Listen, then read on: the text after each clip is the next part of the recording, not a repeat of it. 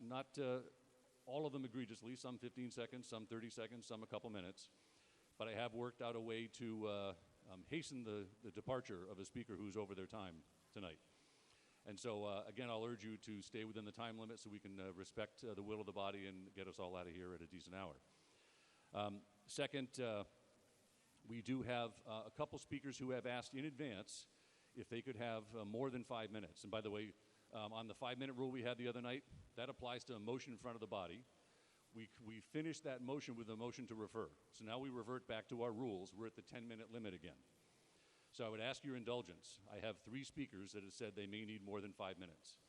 So when we get there, I've recognized those 3 speakers, and I'm going to ask the Select Board Chair to zip things along. If he would invoke the motion to call the question, that'll get us to the 5-minute limit, and then we'll see how people want to speak. How's that? Okay. With that, I will now recognize the Select Board Chair, Mike Zulis. Thank you, Mr. Moderator. Mike Zulis, Precinct 3 Town Meeting Member, Chair of the Select Board. Select Board, Mr. Moderator, moves to approve Article 1 as printed in the warrant with the following correction. On page 19, Section G, parentheses, Granite Avenue Sub-District, subsection 2, parentheses, applicability, close parentheses, shall be changed to up to 4.5 stories, so it is consistent with page 20, section G, parentheses, Granite Avenue Sub-District, close parentheses, subsection 5, parentheses, table of dimensional standards. This is to correct a typo. Is there a second? This would have been a quick meeting if we didn't have a second. But here we go. All right, thank you. Motion's been made and seconded. By the way, by prior discussion with Town Council and the Select Board, we do not need a separate motion to adopt the typo. The reason is this is just the same thing as when the Warrant Committee gets an article and they make a recommendation, which becomes our motion on the floor. They also make wording changes. And we don't vote on the delta between the Warrant Committee recommendation and the article, and we don't need to vote on this as a separate change of the typo. So you have before you the article as printed with this single typo found on page 11. You can see in the bottom right where it says 4 stories, it'll now say 4.5 stories. So with that, by prior agreement, I did have a member who wishes to speak and rise, Mr. Michael Musto. I'll recognize Mr. Musto.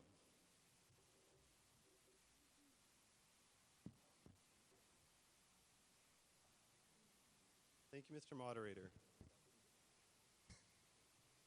Thank you, Mr. Moderator, and through you to the members.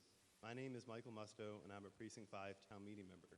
I rise to introduce an amendment to Article 1. Warrant Committee Clerk, can we put up the motion to amend?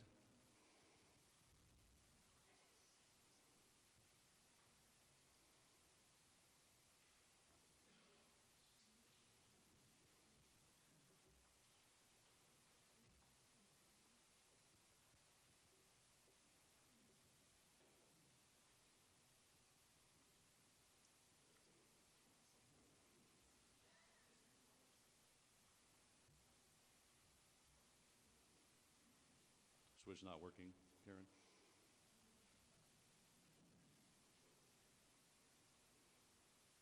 I've paused your time, Michael.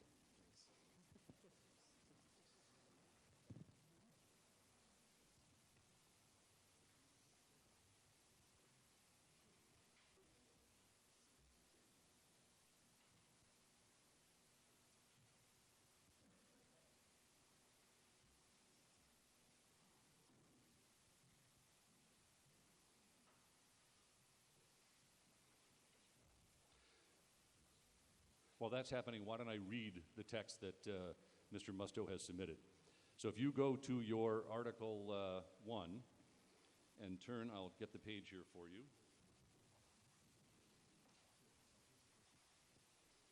And you turn to page, let's see, 29. The definition section. Moderator, the amendment's up It's now. got it up? Very good. Yep.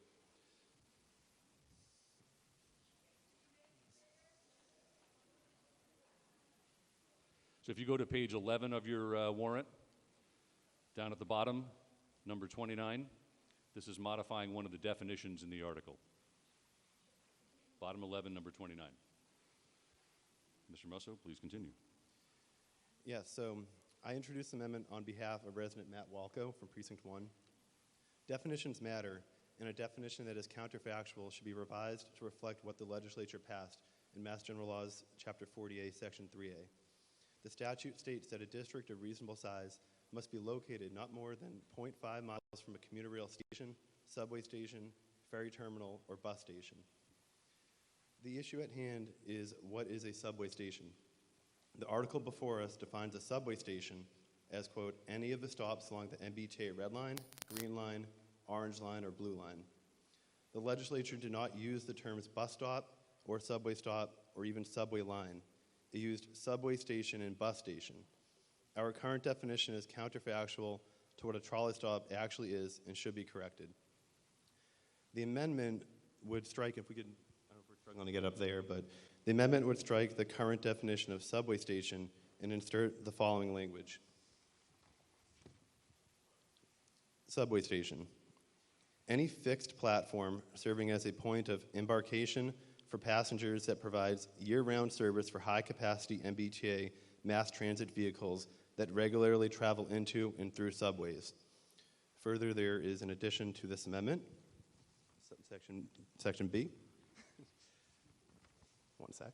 It would also add in the following definition for bus station to ensure we are being consistent and not leaving anything out or overlooking something we should include, as Milton does have bus stops throughout town. Bus station. Any fixed sheltered platform serving as a point of embarkation for passengers that provides year-round service for a high-capacity MBTA dedicated bus line where the area around such fixed platform is highly suitable for multifamily housing. A bus stop is not a bus station. Any further comments, Mr. Musto? Nope. Okay. Now I'd like to recognize Mr. Matt Walko, the citizen by prior agreement, is a registered voter, and wants to explain the thinking behind his proposed amendment via Mr. Musto. Is my mic on? No. Thank you, Mr. Moderator. My name is Matthew Walko. I'm 76 Hudson Street, Precinct 1. I'm a resident of Milton for 25 years, an attorney in the Commonwealth for 30 years. And reviewing the article, I noted that the definition section was not in compliance what we know as a fact is a subway station. Now, when the legislature enacts a specific statute and uses specific words, it is inconsistent with the legislative intent to redefine the term to be something other than what is from the statute. So not only did the legislature not use the term subway line or bus stop, when the guidelines were promulgated by the executive office, they made it very clear that bus station is not a bus stop, because they defined bus station essentially as the Silver Line. And we don't have anything like the Silver Line here. Also, in Chapter 48, which is the zoning chapter, under Section 1A, which is the definitional section, there's a definition that talks about eligible locations. And that eligible locations actually has a much broader definition.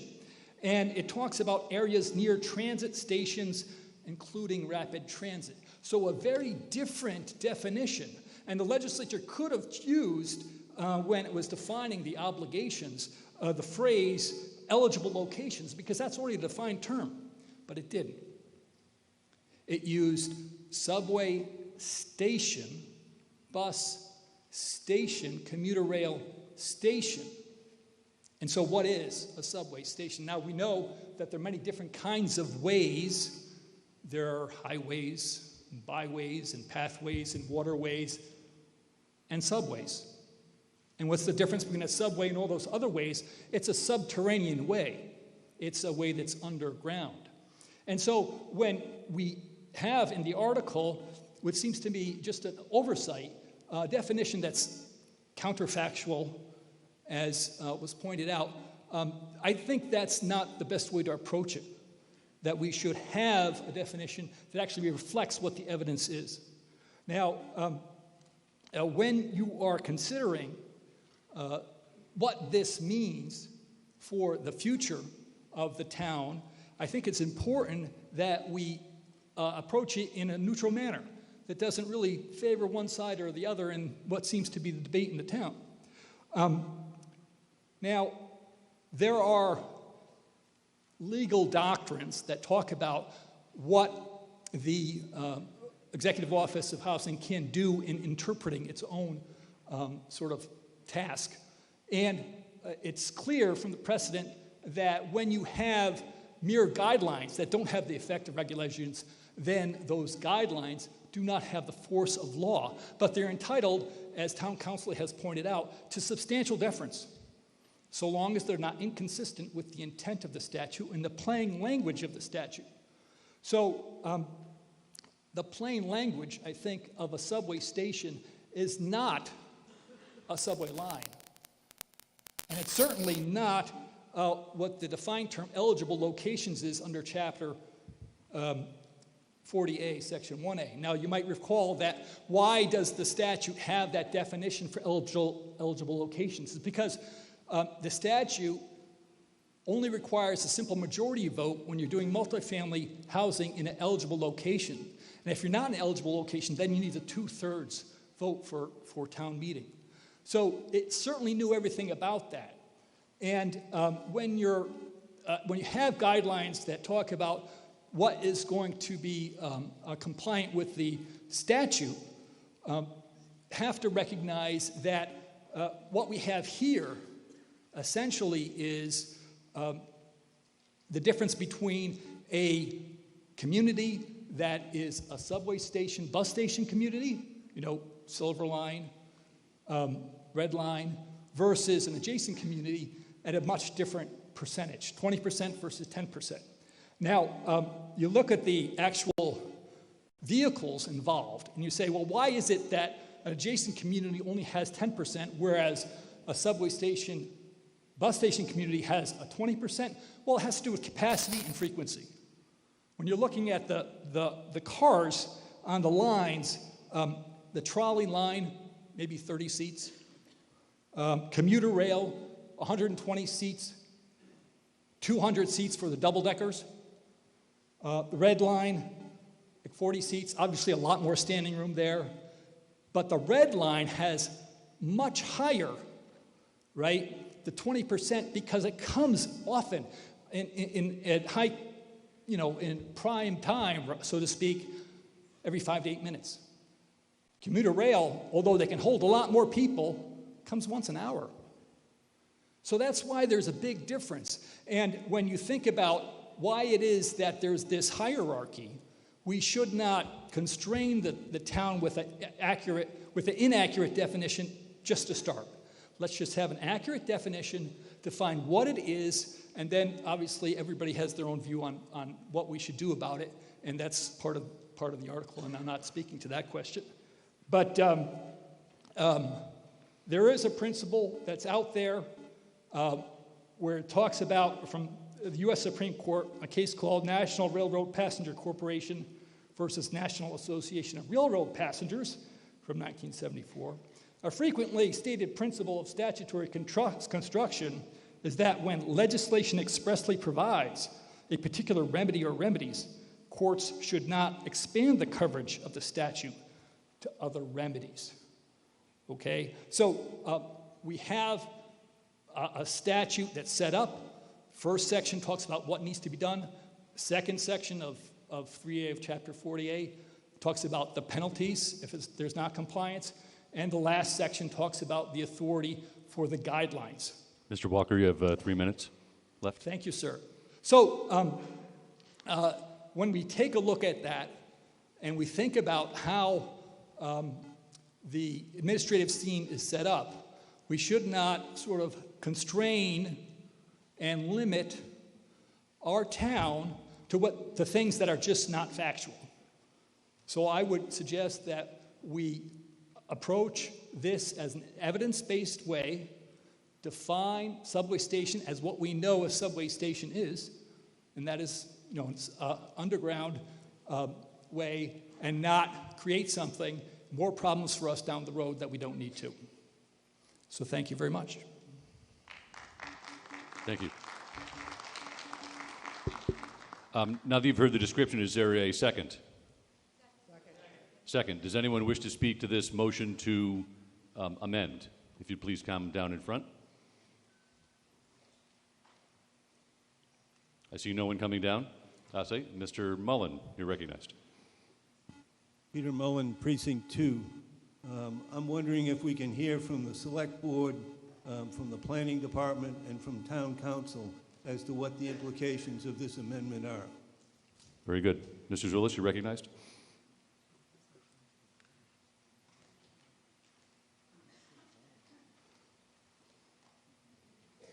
Thank you, Thank you, Mr. Moderator. Mike Zullis, Precinct 3, Town Meeting Member and Chair of the Select Board.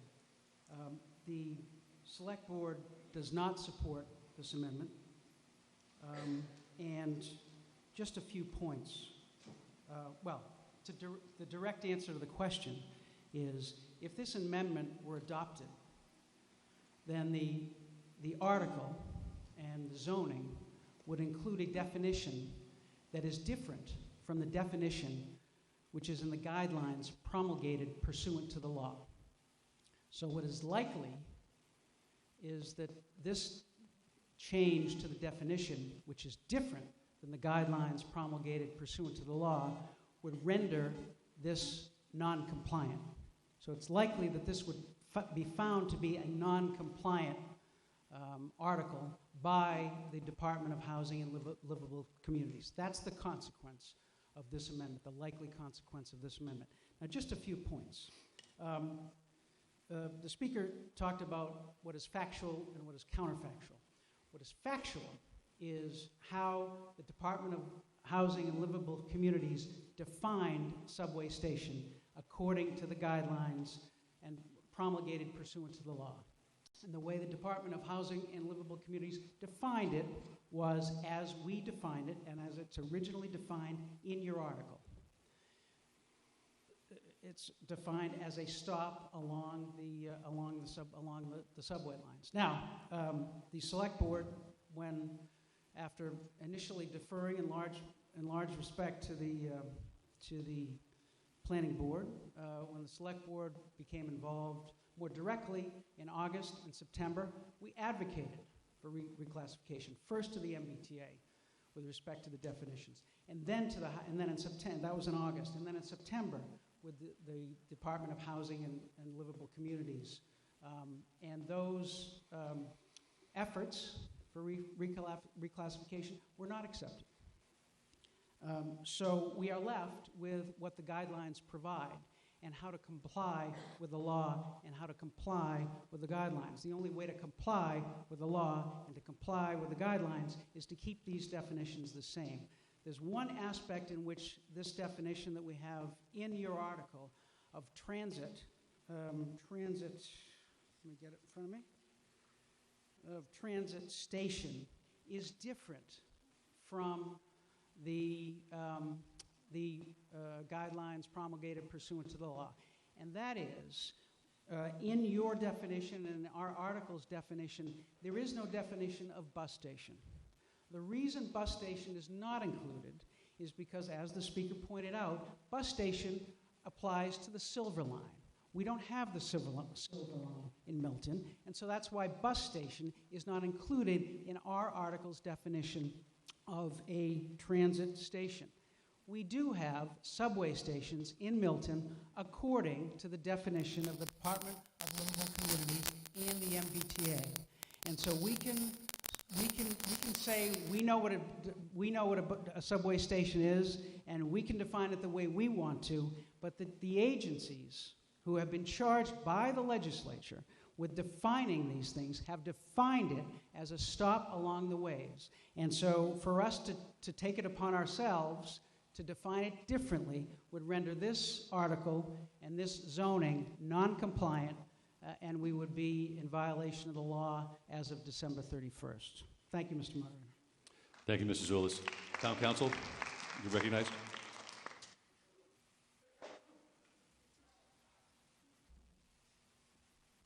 Thank you, Mr. Moderator. First of all, this being my first occasion to address town meeting, I'd be remiss if I didn't underscore how deeply honored I am to serve the town in this role.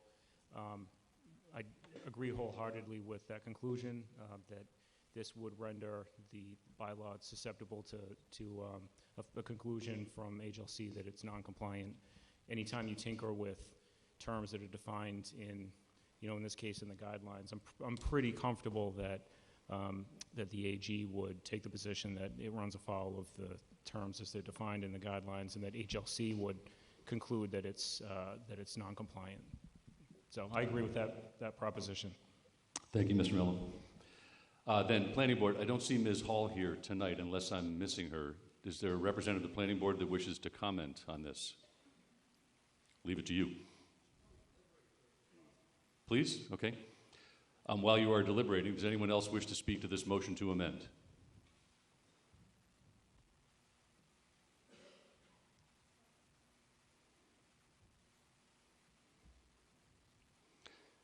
Meanwhile, I've asked the Planning Board, they've been aware of this in advance, and they're going to vote on their opinion on this motion.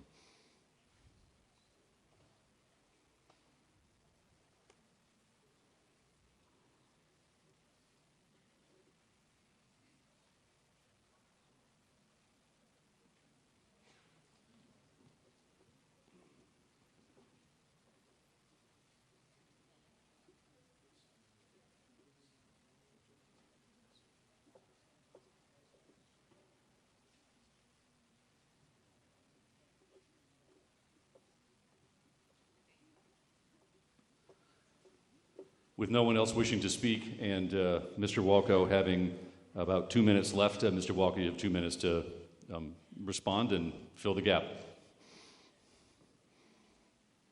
Thank you, Mr. Moderator. Matthew Walko, 76 Hudson Street, Precinct 1. The obligation of the town is to create a multifamily zoning district of reasonable size. And the task of the Executive Office of Housing is to determine whether the town has complied with that obligation. The definition of transit station does not play into it one way or another. Our zoning amendment, Article 1, if it's passed as proposed and not changed in any way, will establish zoning districts that are multifamily districts, and those districts will then be measured against whatever criteria that the Executive Office believes is correct. So whether or not the Executive Office is correct in its definition, I think it's plainly wrong, and everybody knows that, who has ever tried to distinguish what a subway is versus a trolley. It's irrelevant, because the obligation is whether or not you have a reasonably sized multifamily zoning district. And that is the determination that the law requires the guidelines to speak to. So what our obligation as town meeting members are is to decide for the town whether we will create criteria that is intentionally counterfactual, or whether we'll be honest with each other and the rest of the town that you all represent and adopt a definition that is factually based. Thank you, Mr. Walko. Planning Board, you completed your deliberations?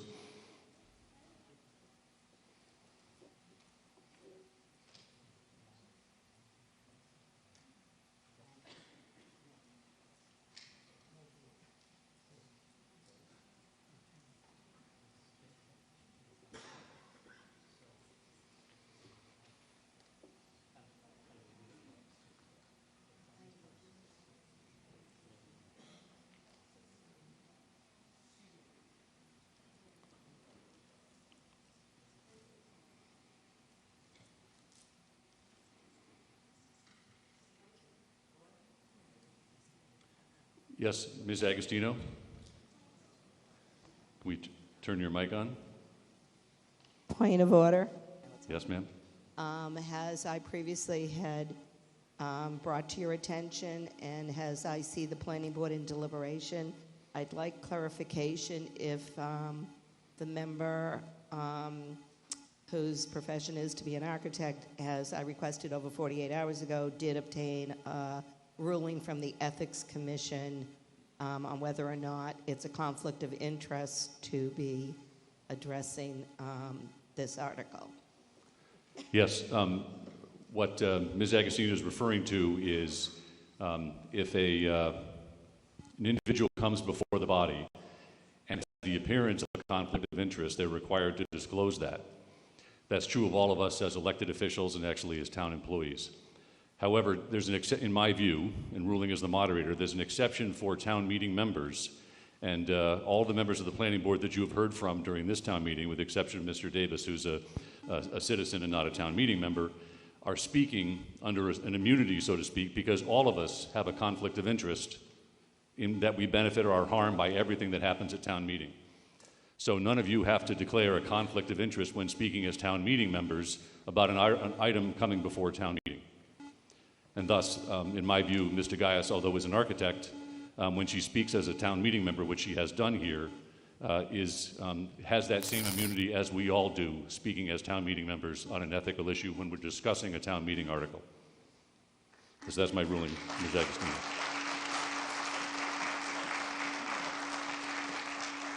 Yes, ma'am. My point of order, or point with the concern of a conflict of interest, pertains to the deliberation that's currently ongoing. Has the planning board, they're not meeting to vote as town meeting members, the four are deliberating. So it's aside from what we discussed prior. We both agreed town meeting members don't come under the conflict law. However, every elected official does, and so there's a deliberation, and it's during that deliberation that if you take a presentation on their vote, the vote's made as a planning board member. Again, Ms. Agostino, I think that these are members who, again, are operating under town meeting. And as you know, town meeting is not even subject to the open meeting law, so they can meet here without an announcement. And I'm not taking them as meeting and voting on something independent of town meeting. They are voting on something at town meeting. And so in my view, their deliberations are still covered by that town meeting member immunity. So planning board members, do you have an opinion? Because the audience is anxious. Cheryl Tagayas, I'm Secretary of the Planning Board, acting on behalf of the board in the absence of the Chair, Meredith Hall. The board is unfamiliar with this factual reference that the speaker has made and would like to hear either from the speaker or town council or the select board to provide further guidance on this information. You're looking for guidance beyond what Mr. Zulis has provided? The specific reference of that factual information, I guess we heard from the chair of the select board that it would render the article non-compliant, but there was no, I guess, reference back to what the factual definition that the speaker said and how that's different in some respects from what we understand it to be in the zoning definition here. Is the question clear, Mr. Zulis? I think she's saying, you said that this would put us in conflict with the guidelines. Are you looking for the specific section of the guidelines that would be in conflict? Mr. Gaius? Pardon me? The factual definition that the speaker said that he has, where did that come from? You're looking for Mr. Walco to answer that? Yes, Mr. Walco, you're recognized to answer Mr. Gaius' question. Matthew Walco, 76 Hudson Street, Precinct 1. When a neutral, such as a judge, were to evaluate what a subway station is, if the guidelines were given force of law, then under the Administrative Procedure Act, you would be required to hold a hearing in order for them to be effective. Otherwise, the guidelines are just persuasive authority and don't have the force of law. The facts that I'm talking about is the Mattapan trolley a subway or not?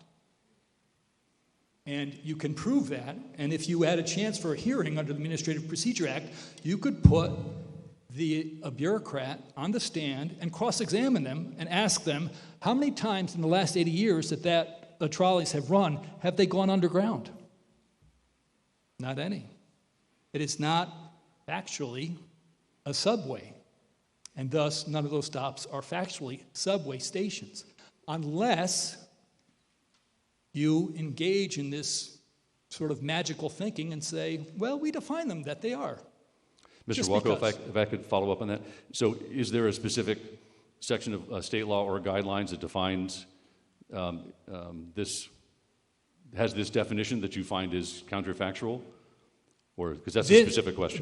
The chairman of the select board is absolutely correct that they took the definition that the executive office promulgated and they engrafted that into the current article. And the basis for that is the same as the basis for this amendment, which is, what do you believe is the actual state of reality, right? The select board sent a letter saying, well, it's not part of the red line. I'm saying it's not even a subway station. So, sir, so you're saying that the language in the HLC guidelines, if I have the right term, are incorrect definitions of a subway station? That is correct. Yes. Okay. So, do you have access to those, Mr. Zulis or Mr. Jawinski? Is it the guidelines, Mr. Moderator? Yes, please. Yes. Thank you. We have the guidelines. So, in the guidelines, I'm sorry, Mike Zulis, Precinct 3 Town Meeting Member, Chair of the Select Board. In the guidelines, as the Speaker acknowledged, subway station is defined the same way we define it in the article and in the zoning, which is a stop along the way. Now, the Speaker is trying to suggest that the Massachusetts Department of Transportation and the MBTA and the Department of Housing and Livable Communities, who promulgated these regulations and defined subway in that way, are all wrong, and seeks to supplant his definition of a subway for what those agencies of the government, including the MBTA, which clearly has subway and lists the Mattapan trolley under its subway, he's trying to suggest a definition that is different from all those departments. And that's fine, and he's entitled to his own opinion. But our body, in order to comply with the law, needs to focus on what these agencies and what those definitions are.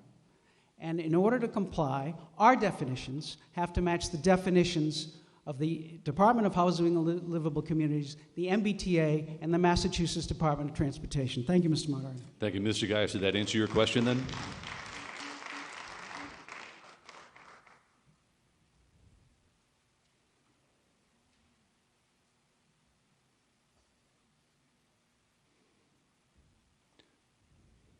The planning board has no recommendation on the amendment. Thank you. And now, ma'am, are you representing Ms. Tagayas to speak on this motion to amend? Yes. Sorry, not Tagayas, Ms. Agostino, yes. Ms. Agostino, you're recognized on the motion to amend. Ann DiTullio, Agostino, Precinct 9. Thank you, Mr. Moderator. I just want to clarify what the chair of the select board just stated and what the attorney Walko mentioned. It was stated the law. However, the law is only about 65 words and does not get into this detail of the definition. It was written in guidelines, which we've all heard about the guidelines. It's some 100 pages of guidelines. However, the chair of the select board did just refer to these as regulations.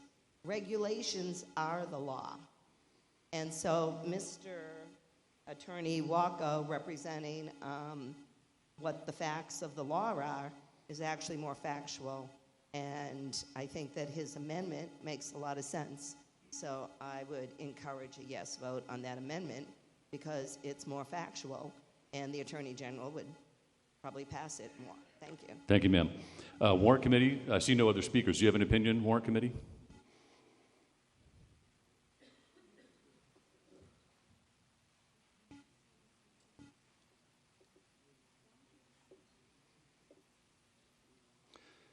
As a reminder, if you're fairly new to town meeting, when we have an amendment, we always go back to the submitting authority, and we end with an opinion of the Warrant Committee about their vote on amendments, which they're taking right now.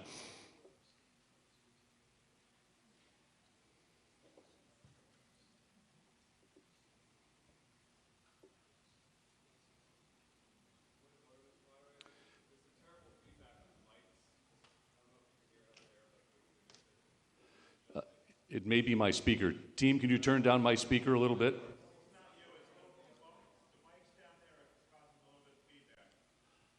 Okay. Team, can you take a moment, perhaps make some adjustments?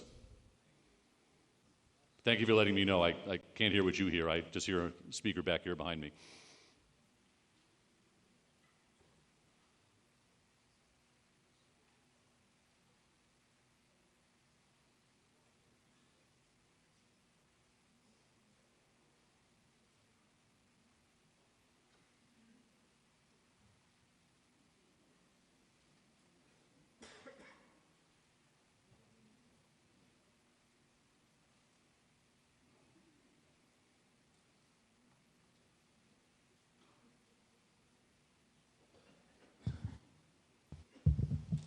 Yes, sir. You'd like to be recognized?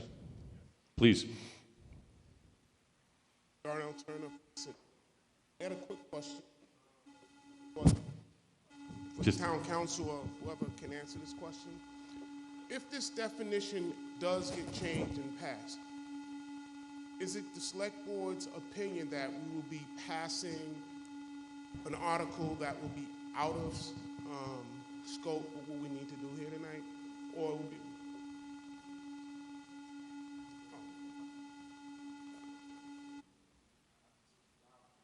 Yeah.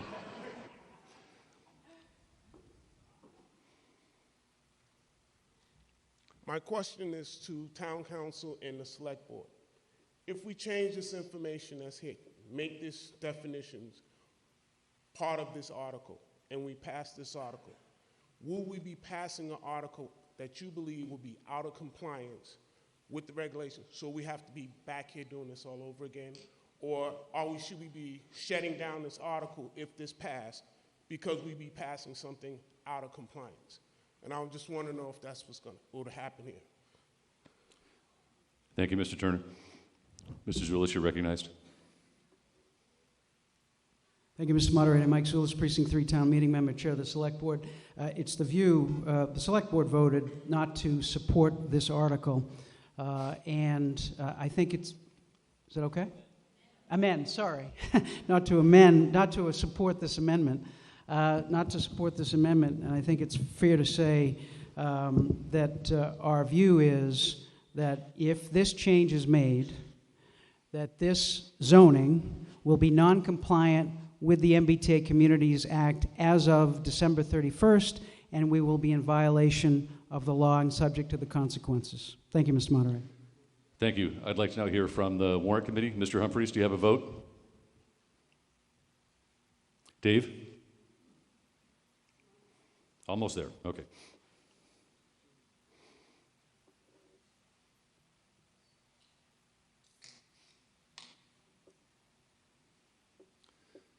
Ms. Gancarsi, do you wish to speak?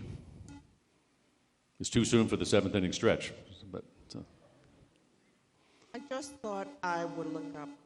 Try the one in the front. That's the problematic one. Thank you.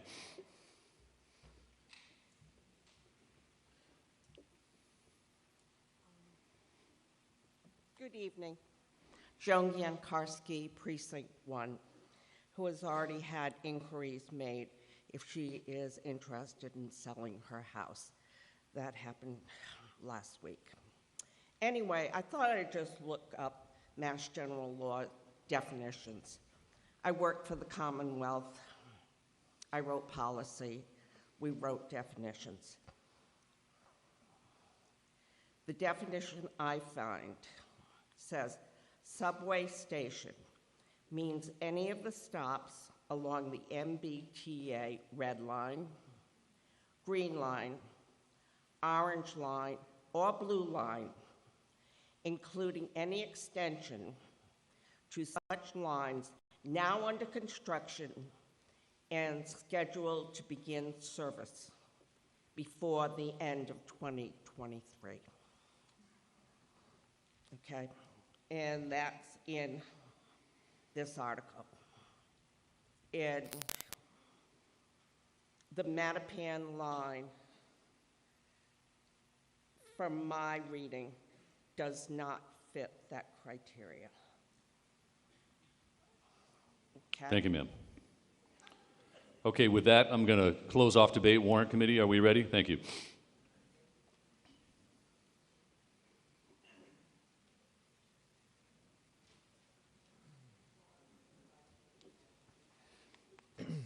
Thank you, Mr. Moderator. Dave Humphreys, Precinct 8, Chairman of the Warrant Committee. Having discussed this matter and taken it to a vote, the Warrant Committee does not recommend this amendment. Thank you.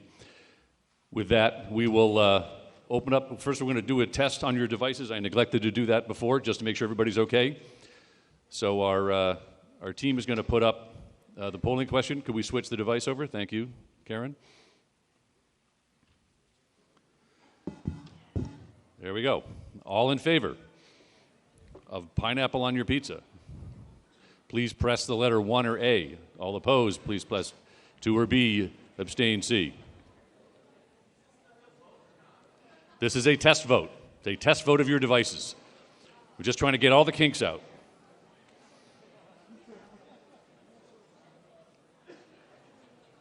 There'll be no debate on this article.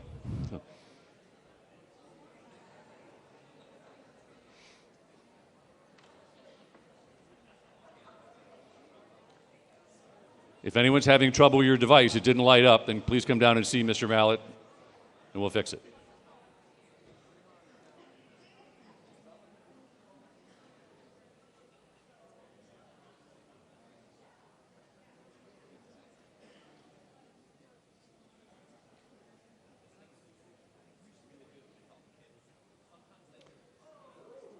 It looks like pineapple fails. 109 to 104. Yes. Well, you can have 1/3 without and 2/3 with. How about that? So, all right, thank you. If we're all ready, did anyone have a trouble with their device? Very good. We'll now proceed to this motion to amend, which is a majority motion only. We're just voting on the amendment to the article, not yet on the article itself. So if we could put up the question for the motion to amend, Mr. Mallett.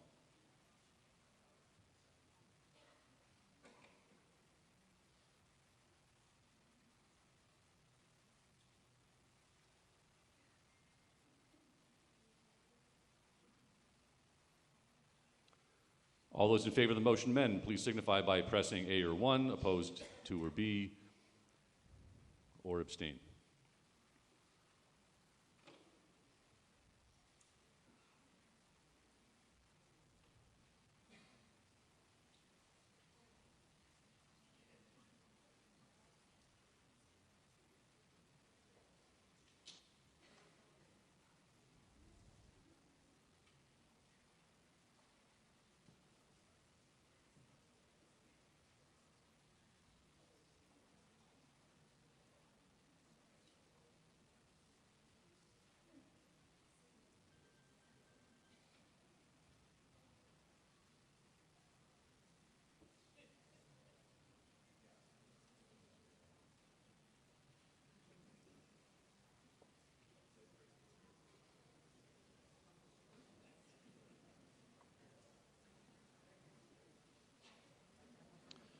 The motion to amend fails by a vote of 173 to 49.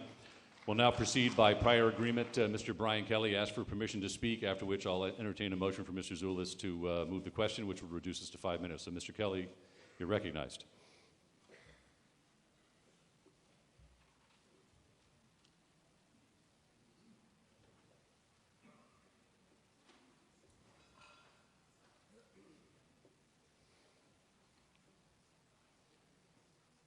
being the TV personality he is, he promised me he rehearsed this for 8 minutes, and it works. So let's see how this goes.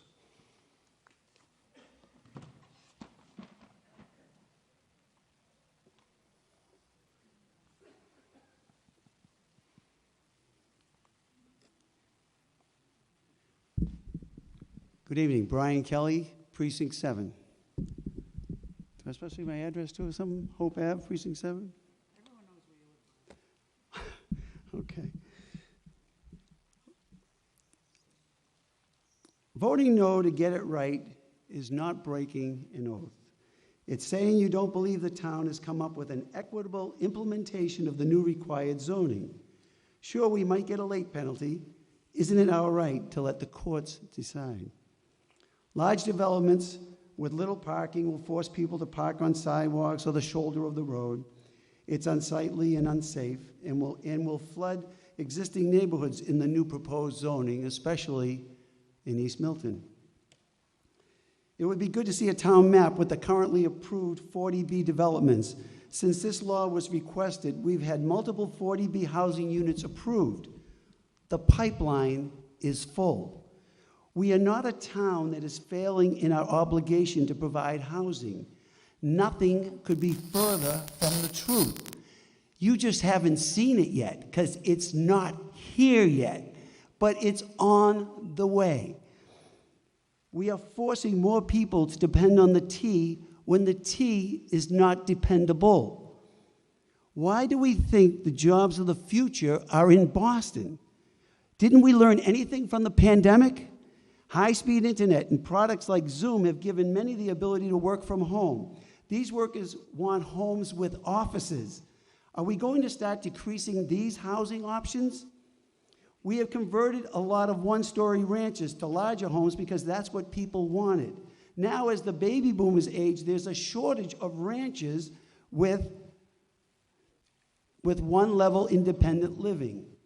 Do we really want to get rid of the American dream to own a home? Have we not already provided access to the city with the commuter rail? Many of those commuters get to enjoy a single-family home with an office, having a fenced yard for their children and dogs, less congestion on their suburban streets, and a better quality of life. This is not the time to grow our cities to watch them die like San Francisco. The commuter rail appears to be dependable, a little more comfortable than the Red Line, and faster, too. Some of these commuters even have train friends. Do you have train friends on the Red Line? While so-called rapid transit has been neglected, did we not recently lose a Milton resident to a neglected flight of MBTA stairs? There is not a shortage of housing in this state or our country, for that matter. There's a shortage of housing in older communities near cities like Boston, which makes perfect sense.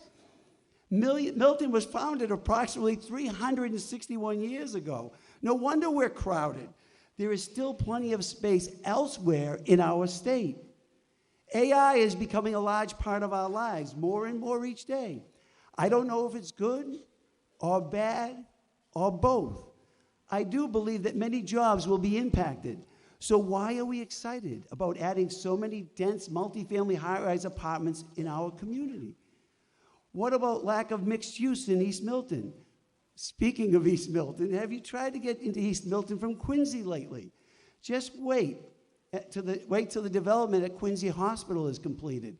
Their direct route to Boston is through East Milton Square. There are a lot of provisions in the law that need to be tweaked. Since COVID, we have learned about isolation and the mental toll it took on many people, including some of you or your loved ones. Do you think this is the end of pandemics?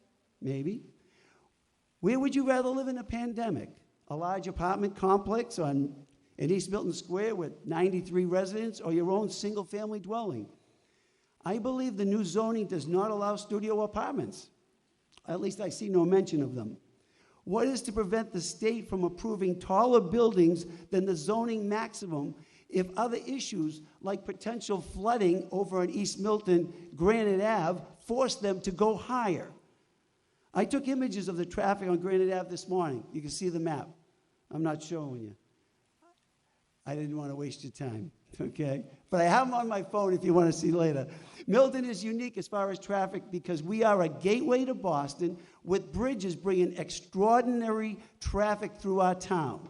We host 4 of 5 main arteries across the Neponset River into Boston. Funny, they're defined as arteries. Now, I got something here. It's a gift for the moderator so I can go longer.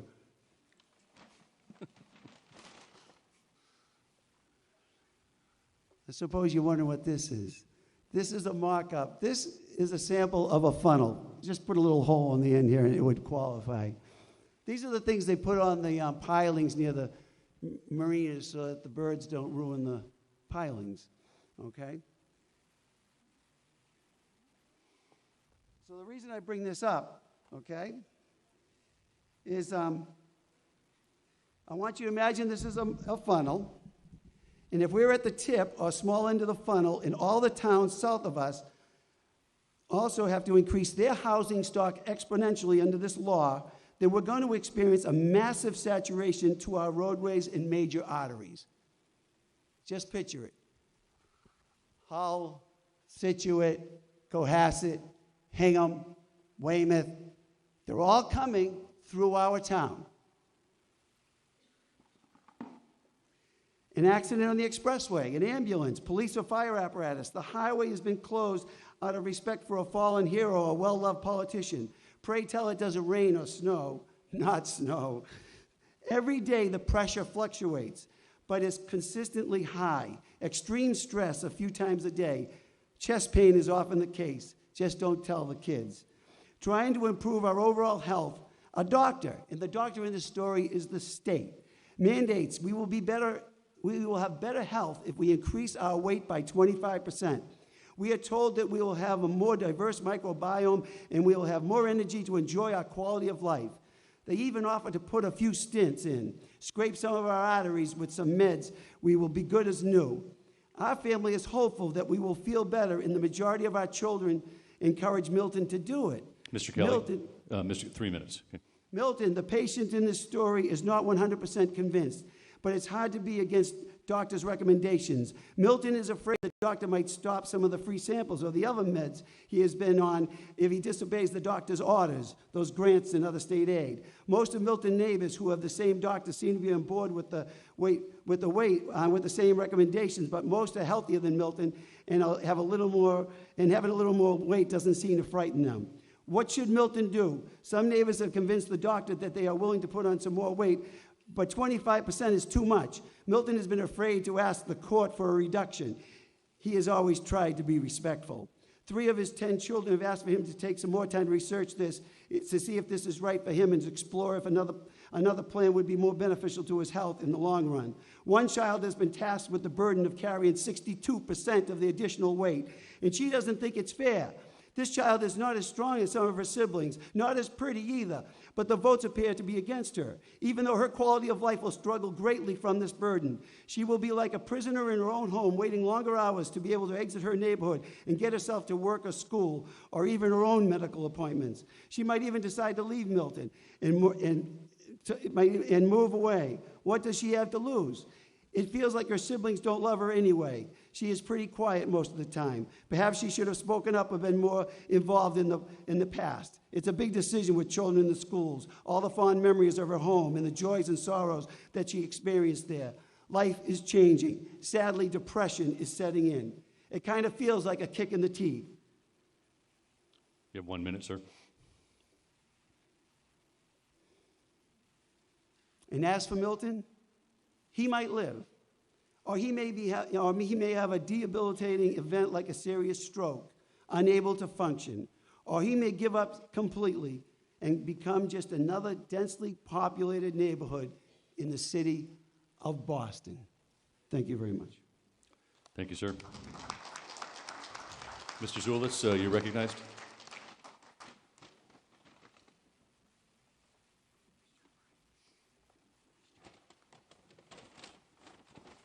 So no one poops on your head. Thank you, Mr. Moderator. Mike Zullis, Precinct 3 Town Meeting Member, Chair of the Select Board.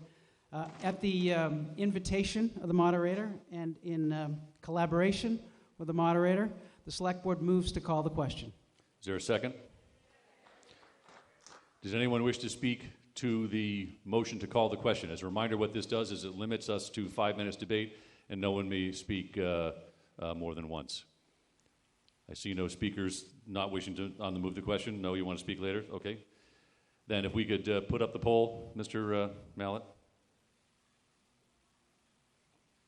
Unless the body is okay with a voice vote on the motion to... If the body is okay with a voice vote, which is common in many towns, even electronic voting, to have procedural motions, then all in favor of motion to move the question, please signify by saying aye. Aye. Opposed, no. I declare it unanimous. Thank you. With that, I think I see, ma'am, I think you're first to be recognized on the end. Would you like to speak?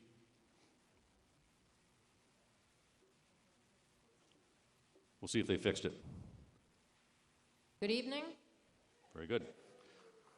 Hi, Janet Ferrone, Town Meeting Member, Precinct 2, 71 Central Ave. I'd like to start off by reading an excerpt from Governor Maura Healey that was on WBUR on December 8th, less than a week ago. She says, but importantly to the point you get about the MBTA Communities Act, I think I've been really clear about this. I take enforcement of that law very seriously.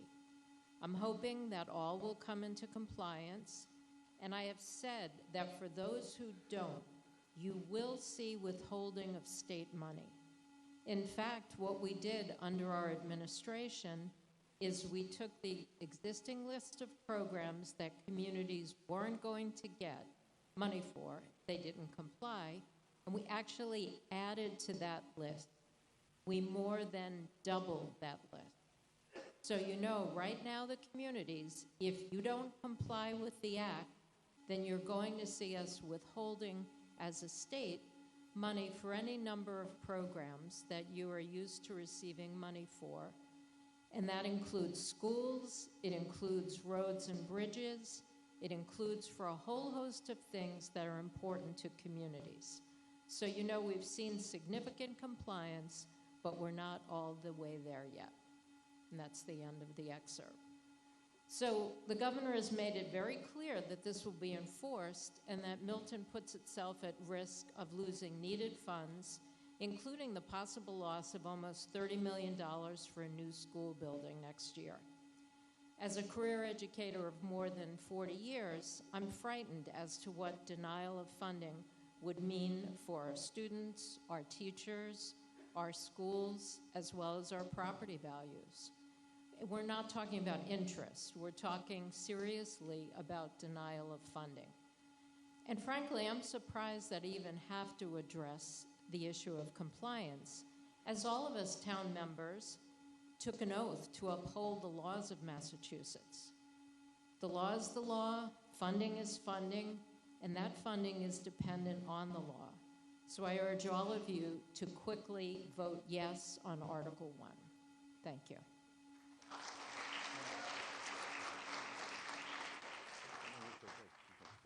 Thank you. Mr. Hart, you're recognized. Thank you, Mr. Moderator. Chris Hart, Town Meeting Member, Precinct 5. I rise in support of Article 1, and I have 2 points.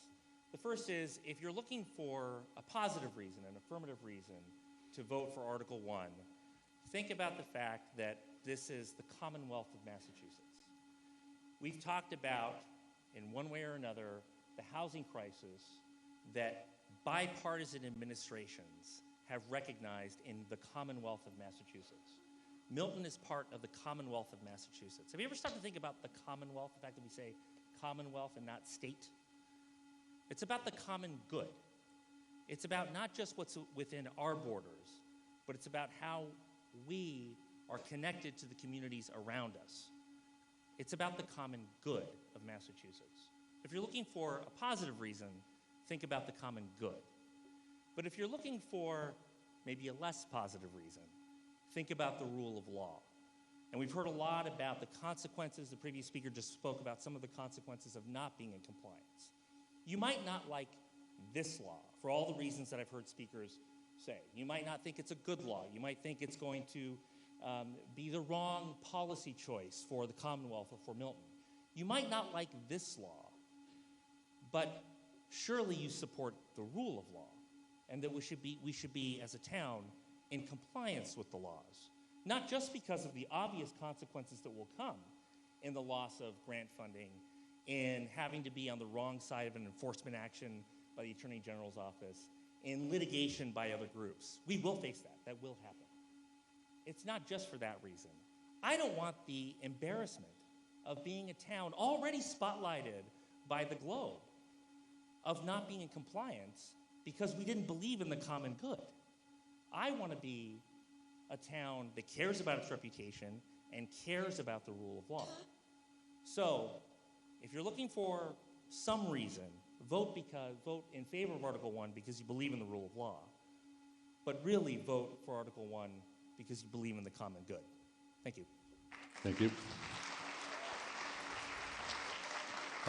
Mr. Musto, you're still seated in front. Do you wish to speak to this article? In a moment. Then Ms. Swenson, you're next. So I don't see anyone else other than Ms. Swenson and Mr. Musto, and then we'll close off debate, except for Mr. Fahey, who's walking over. That anyone else?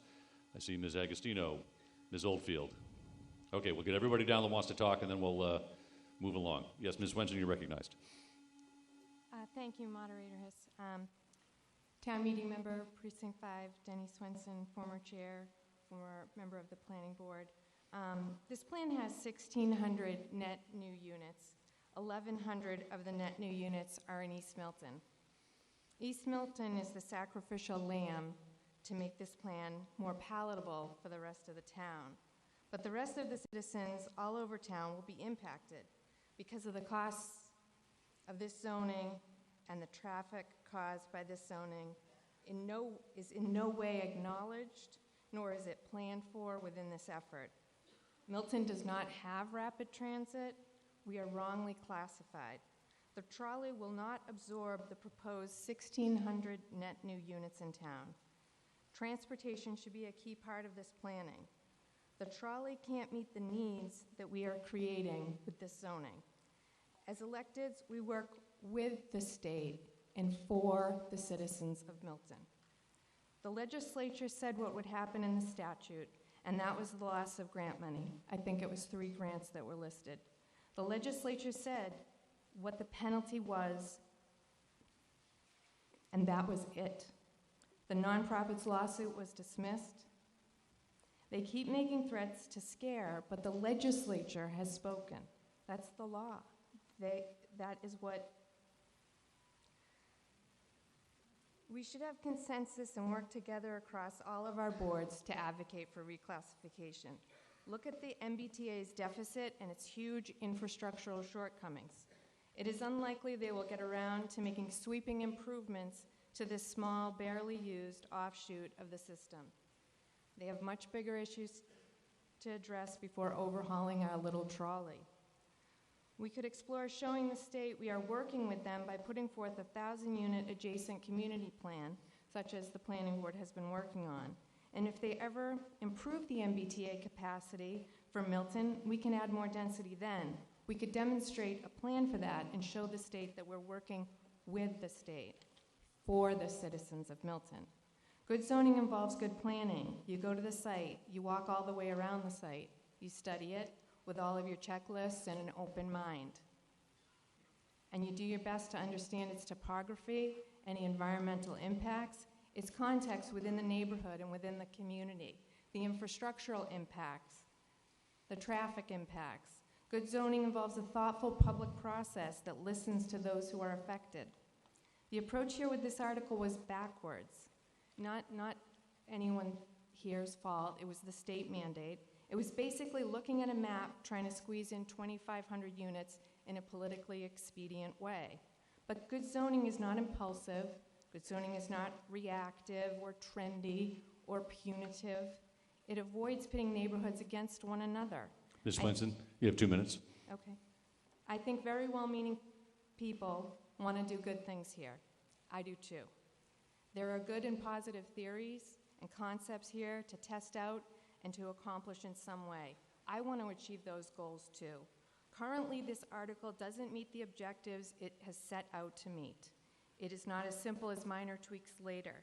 I urge a no vote on this article. I'm not saying never. I'm saying we can and should do much better for the citizens of Milton. Thank you. Thank you, ma'am. Mr. Musto?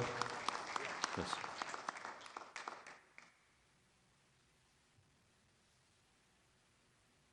So, Mike Musto, whoa, that is really loud. Mike Musto, Precinct 5, town meeting member. So I just want to touch on a few comments that were made and then make a few points of my own. So first, we heard one of our colleagues mention the common good, right? So we have 2461 units, and I would just suggest that if that is doing the common good, wouldn't doing even more than that be even better for the common good, maybe 5,000, for example? Obviously, I'm being sarcastic. I don't support 2461, never mind 5,000.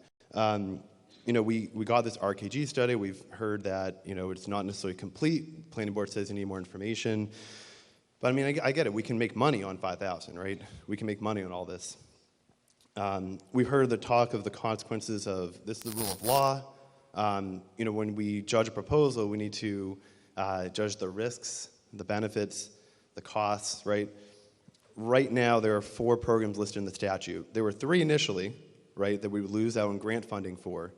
And they added a 4th one on May 30th, 2023. If you go to your legislative history on Westlaw Alexis, you'll find that. Meanwhile, the agency added an additional 9. So ultimately, when we talk about, I know what the speaker said, we'd lose $30 million. That is just a straight up lie, actually.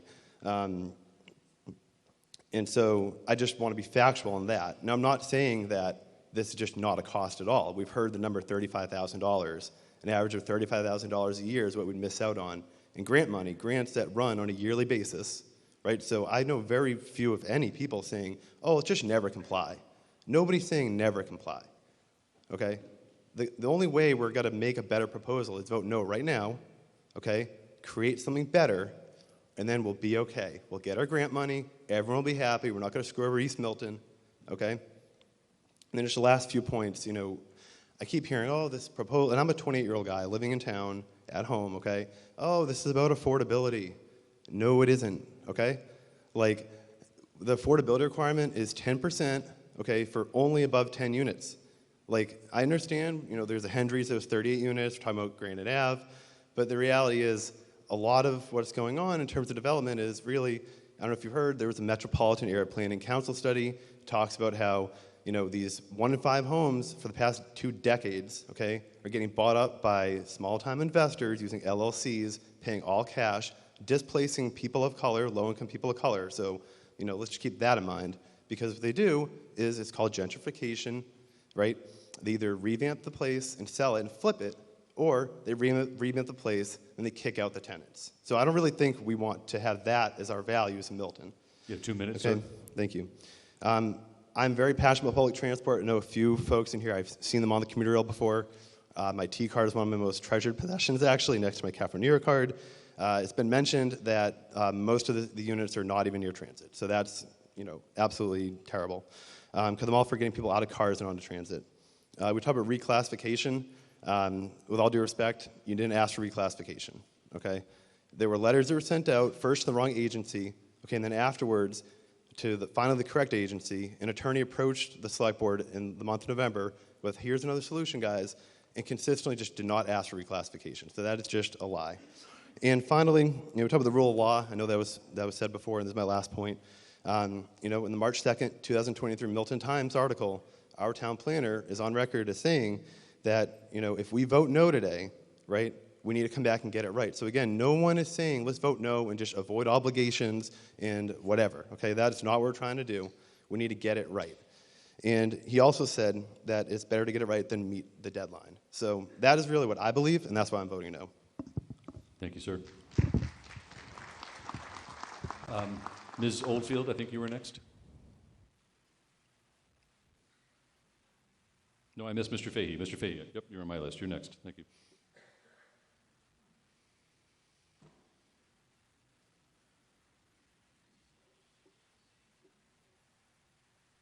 Thank you, Mr. Moderator. Sean Fahey, Precinct 9, also a member of the planning board. If you are opposed to this article, you're not a bad person, you're not financially reckless with funding for the town of Milton, and you're not a violator of the law. Just want to make that point. That's my opinion. So, what have we learned, and how did we get here? 90 communities requested and received downgrades of their initial zoning requirements. 90. 5 communities were downgraded from rapid transit. That's 5 out of 17, 30%. Why aren't we downgraded? Why? 90 communities had to address the same law as Milton, not a different law, the same law. How is it possible that 90 communities and 5 rapid transit communities were downgraded and we were not? Melrose, Arlington, Wellesley, Weston, Winthrop. Those 5 communities found a way to be persuasive. Those 5 communities are very similar to Milton, and in fact, comparisons between Milton and Melrose have been spoken in the past. Belmont, Dedham, Hingham, Lexington. Belmont reduced by 25%, Dedham by 35%, Hingham by 25%, Lexington by 50%. If Milton only had a 25% reduction, that would be 615 less units. What would Granite Ave look like if we just had 25% reduction? We've heard this is only zoning. It doesn't mean anything or everything will be built. That, in my opinion, is irrational and an attempt to pacify the concerned. Any town that passes zoning should only do so with the expectation that what is zoned will be built. Any expectation less than that is reckless. Our select board is the executive body of our town government. All legal matters are in the hands of our select board. So 90 communities did something that Milton could not do or did not want to do. Now we have an article before us that does not utilize transit as it should, does not maximize affordable housing as it could, does not have a comprehensive financial analysis by our town officials. Mr. Fahey, 2 minutes. Does not have any traffic study. And we have limited debate, even though this is the most significant change to the town of Milton since the Southeast Expressway divided the town in 2. That to me is amazing. We don't want to debate the topic. And the article was carefully crafted so that only a simple majority vote was required. What does that tell you? So, in relation to transit classification, I have 3 questions that I would like answered tonight by the chair of our select board, who was a member of the select board during the first quarter of 2022 when towns were required to submit comments and during which downgrades were requested. Question 1, what advice did the select board receive from our director of planning and community development? I'll read it again. What advice did the select board receive from our director of planning and community development? Number 2, what options were considered by our select board at that time? Again, what options were considered by our select board at that time? My 3rd question is, what advice did town council provide? Again, 3rd question, what advice did town council provide? You have 30 seconds, Mr. Fahey. Would you like to stop there and get your questions answered? Mr. Moderator, I would. Thank you. Okay, we'll pause there. Mr. Zulis, you're recognized. Do you have the 3 questions? I can repeat if you need. No, I think I have. Very good.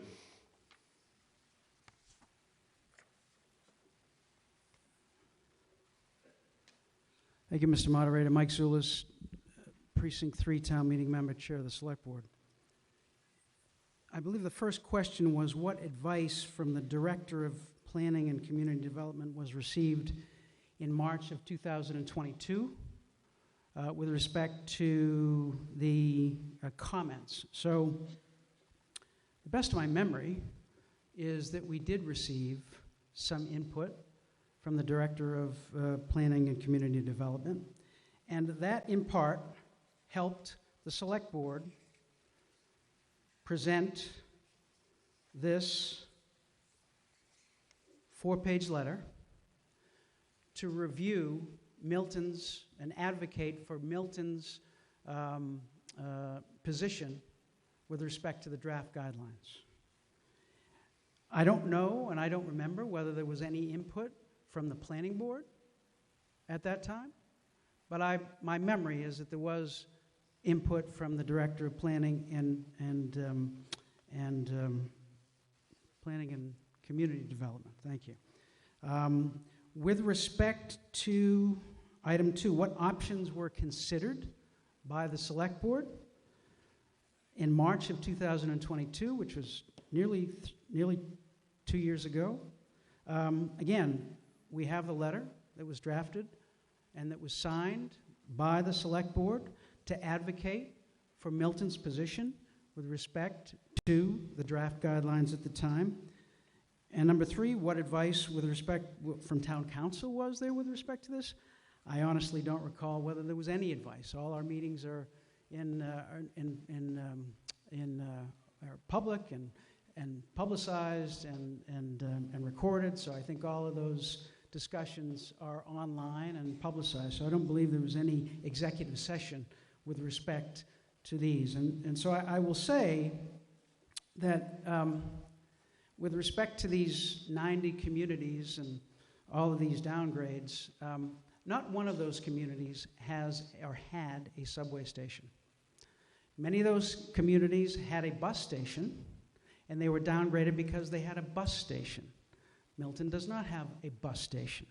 Other of those communities were downgraded because they touched on an area, or they touched on an area near a subway station.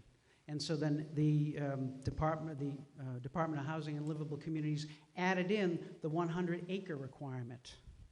But none of those communities that were downgraded had a subway station.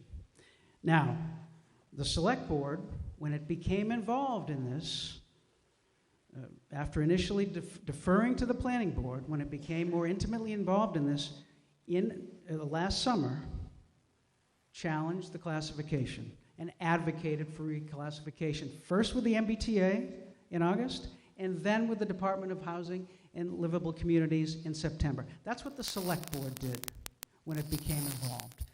We got the answer that we received the answer that we received, and we've been instructed by Town Council that agencies will be accorded substantial deference if we go any further. What that means is, and going any further, the next stage would be we'd have to go to court. And what that means is if an agency is accorded substantial deference, and there's case after case after case after case that Town Council has provided to us and to the Planning Board that has shown that the Department of the view of the Department of Housing and Livable Communities will prevail. Mr. Zulus, about a minute left. Oh, I'm sorry, Mr. Moderator. So I believe I've answered the questions. Thank you, Mr. Moderator. Thank you. Mr. Fahey, you had 30 seconds if you want to follow up. Thank you, Mr. Moderator. Okay, so, and I'm not sure that gave me all of the answers or any of the answers I was actually looking for. I really did want to know what direction we were given by the Director of Planning and Community Development. I don't think he gave us that. However, Arlington was a subway or light rail originally. Melrose was a subway or light rail originally. Wellesley was a subway or light rail originally. Weston was subway or light rail originally. Winthrop was subway or light rail originally. Time to wrap up, please. Milton was subway and light rail. We were all the same. We were just the same as those 5 other towns. They were downgraded, we weren't. Thank you, Mr. Fahey. Please, folks, if you want to speak, let's come down to the microphone and speak. Next I have on the list Ms. Oldfield. I think you were Mr. Zulus, yes. Mr. Moderator, Mr. Fahey asked what the recommendation of the Director of Planning and Community Development gave us back in March of 2022. I didn't remember beyond what is in the letter, but the Director of Planning and Community Development can speak for himself on that because maybe he has a better memory than I do. Thank you, Mr. Czerwinski. You're recognized. Thank you, Mr. Moderator. Tim Czerwinski, Director of Planning and Community Development. So I assisted the Select Board in drafting their comment letter back in March of 2022 on the original draft guidelines for MBTA communities compliance. And a lot of the letter was based around what we understood of the guidelines at the time, which was you need to zone within a half-mile of transit. So we looked at the half-mile map, and it included the area that we're all familiar with, Elliott Street corridor, down to the Columbines and whatnot. And so what we noticed around that area is the type of thing that we've been talking about for the past 18 months, the small existing parcel size, the fact that that half-mile radius around those transit stations, significant portions of it were in the Neponset Reservation, the river, and the city of Boston, unzonable, uncontrolled by town of Milton. It talked through some of the options that we saw for our ability to comply with, and again, the guidelines were drafted at that time, so we had the draft guidelines and the law. How could we get to 15 units per acre in this area that is among the most densely developed neighborhoods in the town of Milton? And so the general advice that I gave to the Select Board, aside from sort of the draft letter that they then deliberated upon, was A, to comply with the guidelines and hence comply with the law. I am a rule follower. I am paid by the town of Milton to help you all follow the rules. And I firmly believe that compliance is in the best interest of the town. And then the second general piece of advice I gave was to advocate for flexibility in the final guidelines to allow the town to potentially zone outside of the transit area, which is consideration and flexibility that we got along with all 175 other MBTA communities. And I think this is a really important thing to understand about the final guidelines, the transition from the draft to the final guidelines, is that when we talk about towns that are downgraded, those towns were, quote, downgraded as a result of objective criteria applicable to all towns. And so when we talk about Melrose, Winthrop, Wellesley, Weston, these are towns that were categorized as rapid transit communities because the original definition of a rapid transit community in the draft guidelines was if you have station area, half-mile radius station area within the borders of your town. And so I think a town like Wellesley is very instructive. I don't have a map for you, but if you can imagine a half-mile radius drawn around Wabbin Station on the D line in Newton, there is maybe 20 acres, probably less, of station area that crosses the Charles River and captures a few blocks in the town of Wellesley. Now, about 2 minutes, sir, about 2 minutes. Thanks. Wellesley is categorized as a rapid transit community by virtue of 20 acres inaccessible to Wabbin Station. There is no bridge. You have to get to Route 9 to get across the river to get to Wabbin Station. Similar for Weston, the 90-95 interchange is their station area. Arlington, 77 developable acres, including a lot of infrastructure around Route 2. These are spaces that are just undevelopable, and so that was a comment that a lot of these towns made. And again, the downgrade happened because none of these towns have subway stations. Milton has 4 subway stations. The other thing that I think is important to know, and you may remember from one of the members' presentations the other day about the classification of towns in the draft guidelines. Rapid transit is defined a certain way, but then there's an appendix that lists all of the different towns and all of their classifications. And the member showed them in his presentation. And there's bus communities. There are commuter rail communities. There are adjacent communities. And the way that rapid transit communities are identified in this list, of which Milton is one of several on this list, is not by rapid transit. It's by subway or light rail. So there are, I think, 19 at the time, subway or light rail communities. And now we can argue about what rapid transit is, but we don't argue about what light rail is, because the definition of light rail is very firmly inclusive of the Mattapan trolley. So sir, you have 30 seconds. Very little reason at the time that the draft guidelines were written that there was any reason to believe that Milton was not a rapid transit community based on the definitions and the guidelines and the classification in the appendix. Thank you. Thank you. Ms. Oldfield, you're recognized.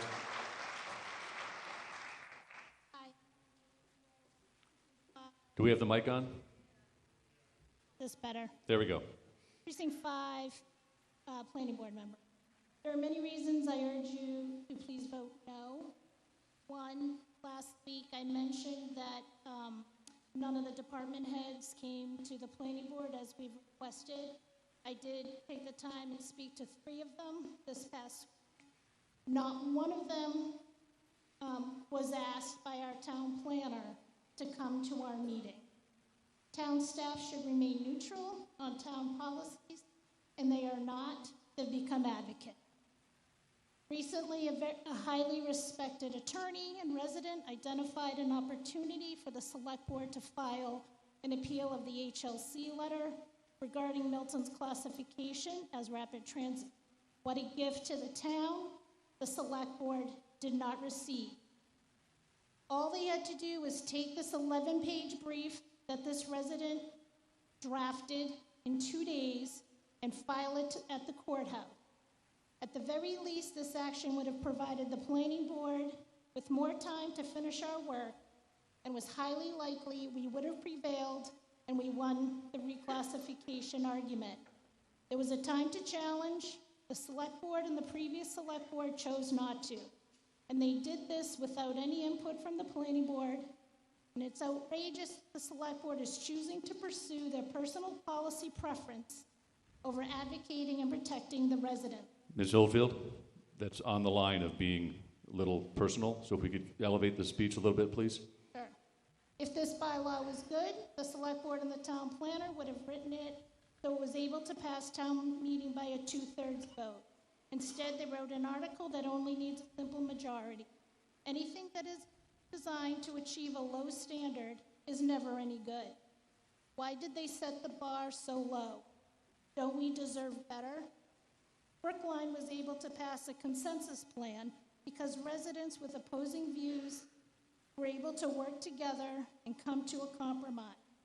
How come the select board has not attended one of the planning board meetings to work on our own version of our own consensus plan? There are many flaws in this article, which includes the lack of affordability requirement, to the lack of language for local preference for our affordable units, especially for our residents with special needs, the disabled, and our veterans, to the never discussed town policies regarding the issuances of variances on potential projects or overnight parking hardship permit, to the potential loss of commercial space in East Milton because developers are being given the choice not to include commercial space. It's more dangerous to pass this bad zoning than it will be for the potential loss of $35,000 of grant funding outlined in the statute. You have 2 minutes, ma'am.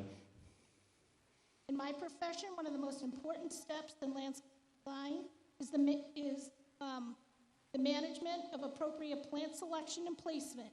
The principle of the right plant in the right place is a short phrase that embodies many art and science-based concepts. The districts chosen by the select board do not follow this principle. The select board's districts have given one neighborhood, Elliott Street, the financial benefit of this zoning and have given the burden to another. If the MBTA zoning were to be adopted, then the neighborhoods who are being burdened the most should be the ones receiving the financial benefit. When we become public servants, we take an oath to become custodians of the people's government. I take this oath seriously. I have faithfully performed my duty to protect and defend the Constitution of Massachusetts, the United States. I've faithfully been doing my best for Milton with integrity and not for personal pride or to satisfy special interests. You have 1 minute, please. However, it is my job to address grievances concerning laws. I believe the guidelines of the MBTA zoning statute do not benefit Milton. The grievance is our financial solvency and our way of life. Many laws that have been written in the past have been deemed unconstitutional for a variety of reasons. The reason why that happens is because someone challenges them and takes the stand. The guidelines do not have the same legal enforcement as regulations as stated by town council need to be challenged. And as a requirement of my oath, that is what I am doing, and you should do. If you could wrap up now, please, To ma'am. vote no. Thank you. Thank you.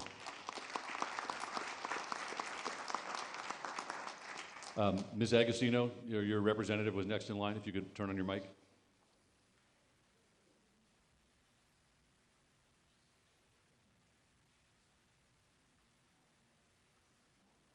Mr. Moderator, Diane DiTullio Agostino, Precinct 9. I have an amendment to make, and if the amendment is seconded, then I would speak to the amendment. And originally, she came down because I do have points on the article. Sorry.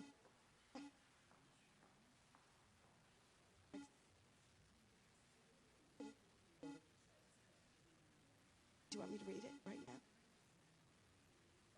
Yep.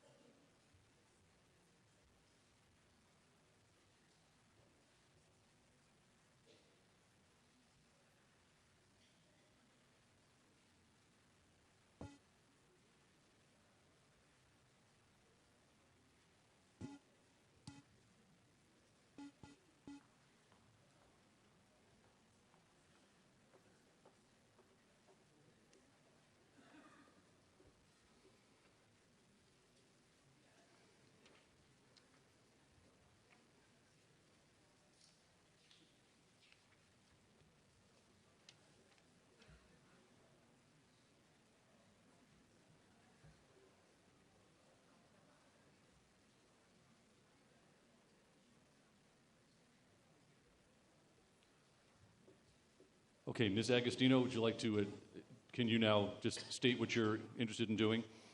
Thank you. And I'll repeat it for the audience, and we'll look for a second. Thank you, Mr. Moderator. Diane DiTullio Agostino, Precinct 9, also Chair of the Commission on Disability, and so I feel I would be remiss not to make the following amendment on page 11, item number 29 at the bottom that we had looked at a moment ago, transit station, by changing the word "and" to "a" and inserting prior to MBTA subway station, commuter rail station, or ferry terminal, just 2 words, a handicap accessible subway station, commuter rail station, or ferry terminal. Okay, thank you. Let me make sure the audience understands. So if you look at the bottom, page 11, number 29, you see the words in bold, transit station, and it says "and MBTA." She wishes to replace the word "and" with the article "a," and then the word "handicap accessible." So it would read, "a handicap accessible MBTA subway station," et cetera, et cetera. I'll hand this to the Warrant Committee Clerk. Warrant Committee Clerk, was that clear, or do you need this document? Okay. Meanwhile, is there a second?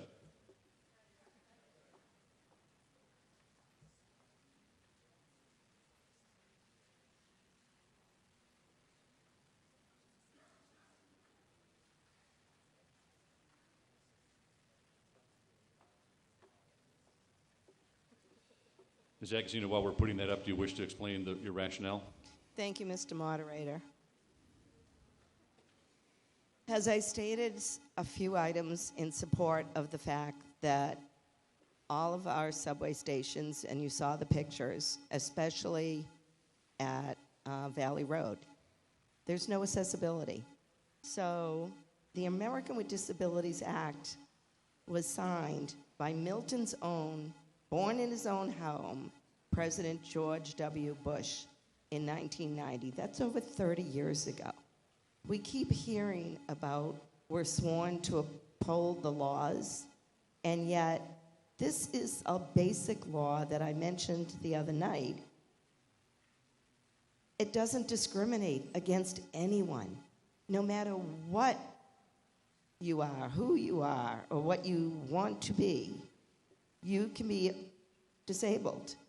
And the letter from the United States Department of Transportation, Federal Transportation Administration, that was sent in 2016 to each and every transit authority in the country stated that they must be ADA compliant. I mentioned the staircases, similar to what's going on over at Milton Station. But the ADA compliance is across the board related to anything and everything where a benefit is given to an individual, then a disabled person should have that benefit. To be able to sell your large home that you're having difficulty, making the steps and just getting in the house, all of those opportunities to then move into one of these multi-housing units and potentially use the transit is denied to a disabled person living within the half-mile section, or many, not every disabled person, but many disabled person, because Milton does not have a lot of handicap-accessible sidewalks. And the ramps that are currently at some of the stations have been there over 10 years. They're deteriorated, they don't meet the code, and they're frankly dangerous. So I would like to thank the individuals who went out and took pictures for me because I couldn't get there. You have 2 minutes, ma'am. Thank you. And you saw them all the other night. Well, I don't have much faith that the majority of you will vote to uphold the American with Disabilities Act that you took the oath to do. I just need it entered into the record, and I appreciate whatever you can do to help the disabled wherever. Thank you. Thank you, ma'am. Does anyone wish to, we're going to go to the Select Board and the Warrant Committee, by the way. Anyone wish to speak to this motion to amend? I'm assuming the speakers that were down here before were here for other reasons.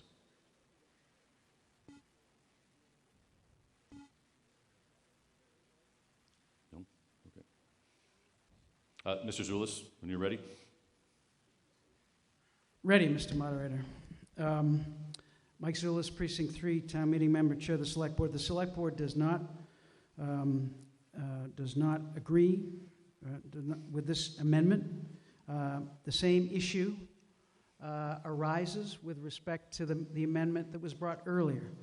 This is a definition that occurs in the Department of Housing and Livable Communities guidelines promulgated pursuant to the law, with which the Department of Transportation and the MBTA was consulted. And to change the definition in our article, in our zoning, in a way that is different from the definition in the guidelines promulgated pursuant to the law could lead to non-compliance of this entire zoning article. In addition, I would add that the MBTA has an obligation to provide handicap accessible. This is not something that we can solve with our zoning. Whether they do it or not, whether they can do a better job, they probably can. But that's not something that we can solve with our zoning. What we can do with our zoning is to comply with the law, and if we agree to this amendment, it will call into question the compliance with this law by December 31st. Thank you, Mr. Moderator. Thank you, sir. Mr. Humphreys, does the Warrant Committee have a vote, opinion, gathering? Okay.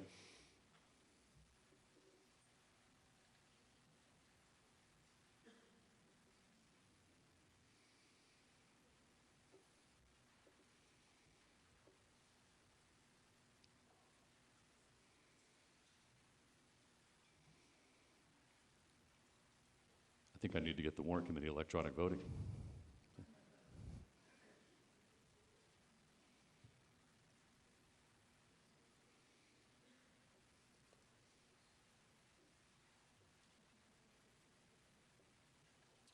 Mr. Humphreys, you're recognized.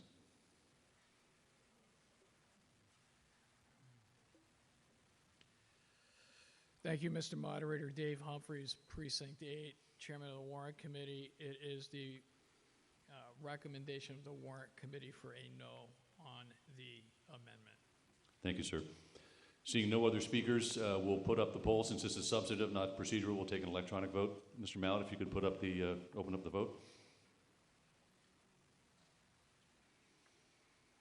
We're voting again on the motion to amend with the 3-word change for Ms. Agostino, not the article itself. All those in favor of approving the motion to amend, it's a majority vote. Please signify by voting yes, 1 or A, 2, no, 2 or B, abstain, 3 or C.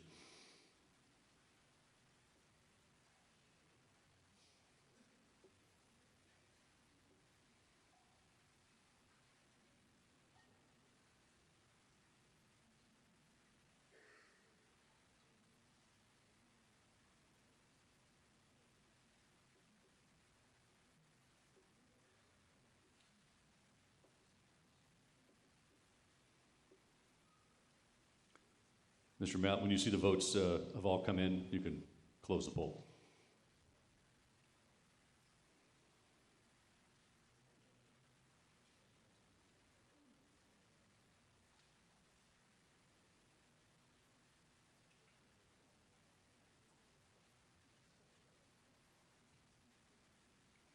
The motion fails by a vote of 180 to 49. The motion to amend does not carry. I'll resume with the list that I saw here. Ms. White, I think you were next. I'm Betty White, Precinct 2 Town Meeting Member. I rise tonight to support this article, and I also want to echo my thanks to all the boards and committees for all their hard work in getting us ready for this evening. But I'm here tonight to share comments that a neighbor asked me to share for him. He cannot be here tonight. His name is Eric Hokeman. He lives at 583 Elliott Street, and here are his comments. In addition to being a resident and a Milton Public School parent, I'm also an urban planner with more than 10 years' experience in communities of all sizes across the Commonwealth, and have been engaged in the process since the beginning, attending meetings, asking questions, and submitting comments. Because of the complexity of the process and zoning, there's been an understandable amount of confusion. Unfortunately, there's also been a number of baseless legal arguments, plenty of specious claims of fiscal catastrophe, and no shortage of hyperbolic descriptions of the potential impact of this zoning, that Milton will be destroyed or irreparably harmed, and specific neighborhoods assaulted by development. These are improbable outcomes, far from certainty. What is certain, though, is that we have an opportunity to control our future.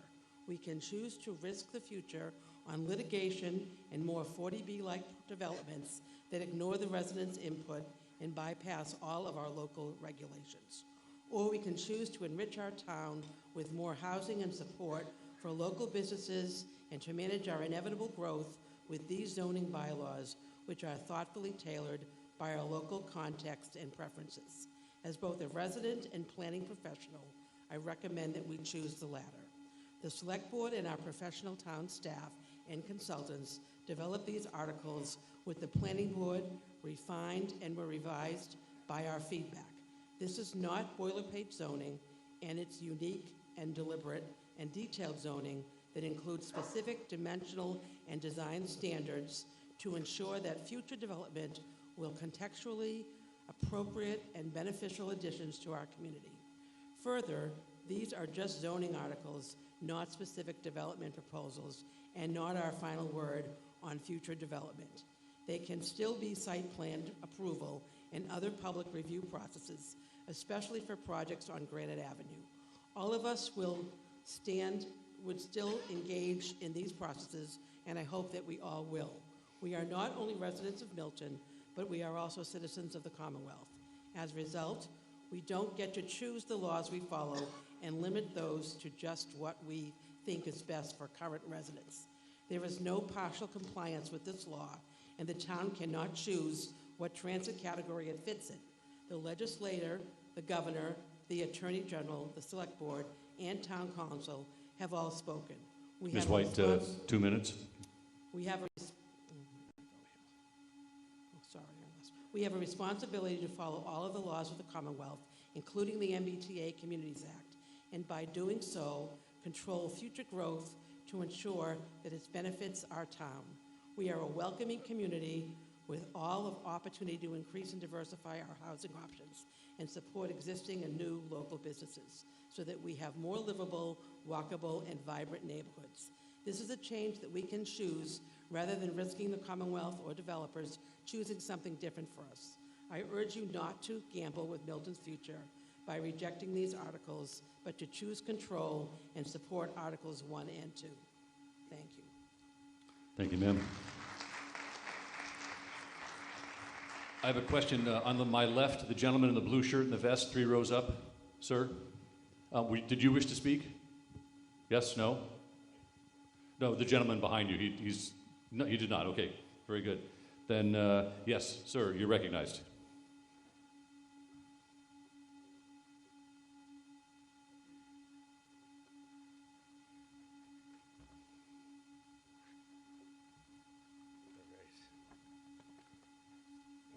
Definitely not a speaker, so this is new for me.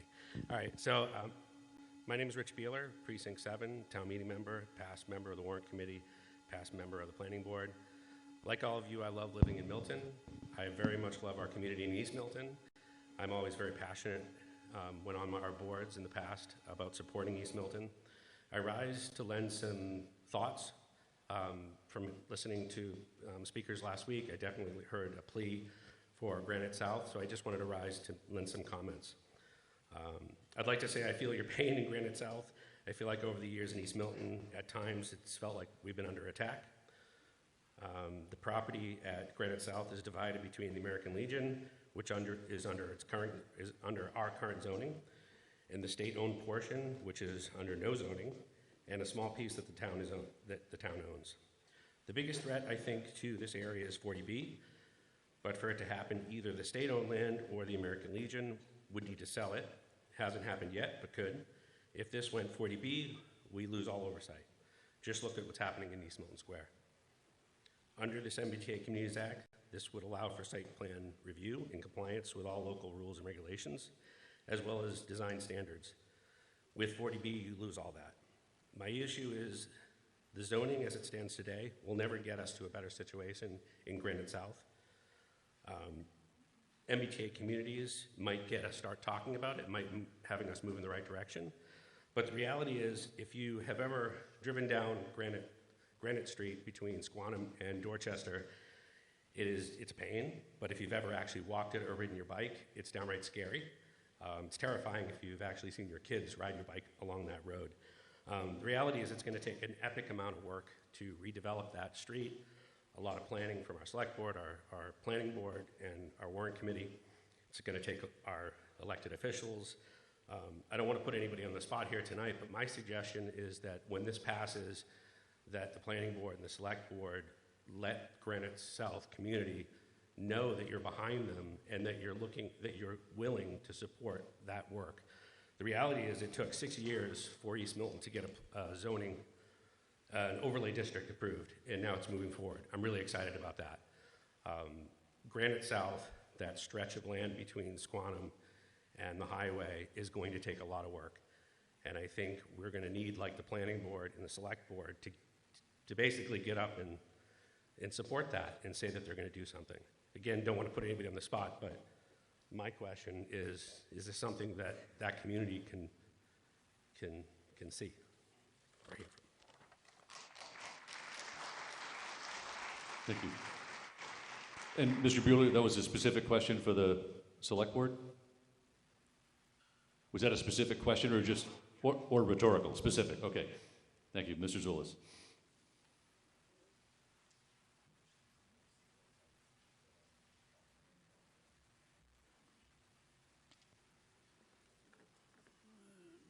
So thank you, Mr. Moderator. Mike Zulus, Precinct 3, Town Meeting Member, Chair of the Select Board. Select Board hasn't voted on this, but I think it's fair to say that there is a consensus in the Select Board to really do our best in all areas of the town, and particularly the area in Granite Avenue South that during this process, it's really shown a light on all the issues up there. And I know personally, this is something that has vexed me the most, and it is in my interest, it's my interest to try to improve that area for those residents. And I hope we can work with the planning board going forward to do that, because it's in all of our interests. Now, having said that, these are the only larger non-commercial, non-residential parcels we have. And so to ignore them for the purposes of this article would make compliance unworkable. As Mr. Beeler pointed out, nothing will change with respect to the state-owned land, because that can be used regardless of the zoning. Nothing will change with respect to the American Legion, because that could go 40B. Nothing will change with respect to the conservation and the wetlands and the flood zone restrictions and requirements that would still limit any development in that area. And if the state sold the land, there would be a long public process, an engagement process involving the town and the neighborhood to make sure that that road is improved, and to make sure that there are lights put there and trees and more opportunity for the residents to get out. So as I said, I think there's a consensus on the select board to do everything in its power to try to help that area of town, and I hope that we can work with the planning board on that. So I hope that answers the question. And then, Mr. Moderator, I do have a few points that maybe now isn't the time, but to a few responses that we'll have to make to a couple of the speakers. Thank you, Mr. Moderator. Okay, thank you. Folks, it's 9:30, and I'd like to try an experiment before we all stand up. This was proposed by a member. I thought it was worthy. We've been speaking for 6 hours now on this article, both with the motion to refer, various amendments, and I have a sense that many of you have your minds made up. So our speakers down here, I have 6 more. They're elected town meeting members. They have every right to speak. And this will somewhat be in your hands. So I'm interested in a voice vote. I'm not interested which way you are going to vote, but if your mind is made up, regardless of what you hear, I'll say please signify by saying aye. Aye. If your mind is open to hearing from the new 6 members here, I'm interested if you would please say aye. So speakers, you have a right to speak. You're elected town meeting members. I'll put this in your hands. The body is saying one way or the other, aye. They know what they want to do. But you have a right to speak. Would anyone list any last speakers then? Mr. Moderator, Yes, ma'am? when I first addressed the amendment, I said after the, You have to get your mic on, ma'am. By the way, is this a point of order? when I first addressed my amendment, as well as when my beautiful replacement came down, I clearly mentioned that I was making the amendment, and that after the vote of the amendment, then I would address the article. As you know, the points that were going to be made last Monday were held off to be made tonight. So I do wish to get those on the record. You have every right to do so. If there's any other speakers that wish to yield their time back, so to speak, then if you could exit back up to the top, I know you no longer wish to speak, and then I'm then left with, I think, just Mr. Halloran. You wish to speak? And Ms. O'Donnell, do you still wish to speak? No. And the sir in the brown sweater? No. Then Mr. Halloran, you're recognized. And then I'll go to Ms. Agostino, and then we'll wrap this up. I'd like to speak this evening on several points of reasons why. Could you introduce yourself?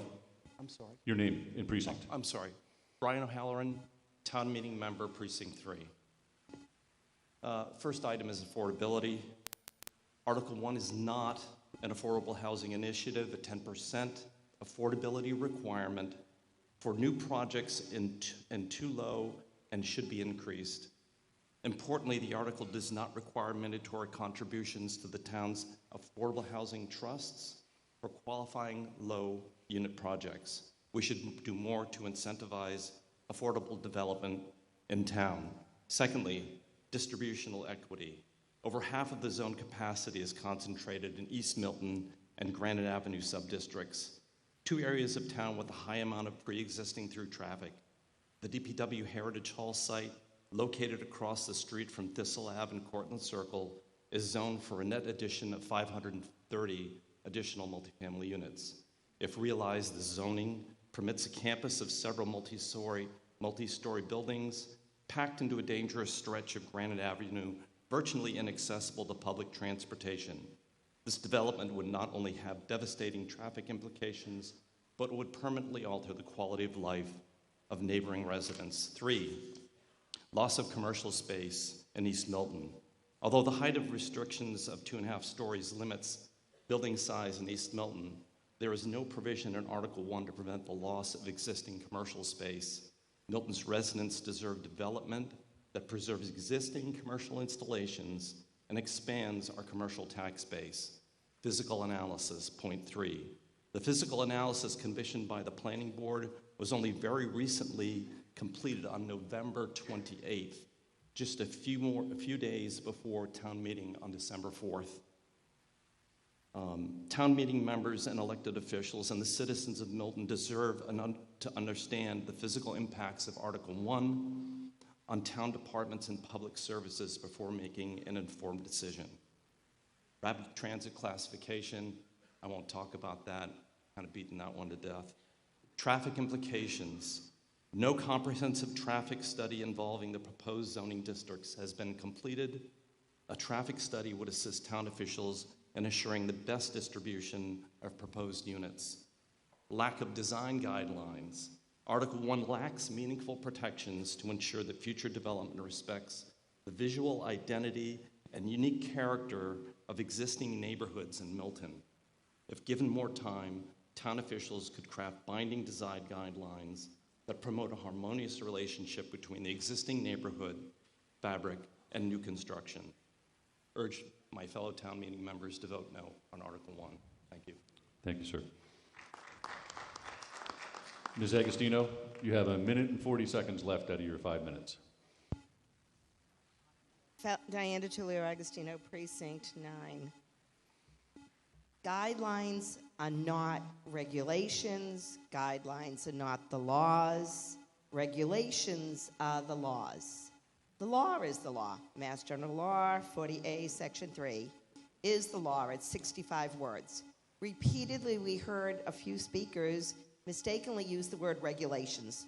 There were no regulations filed for this Mass General Law.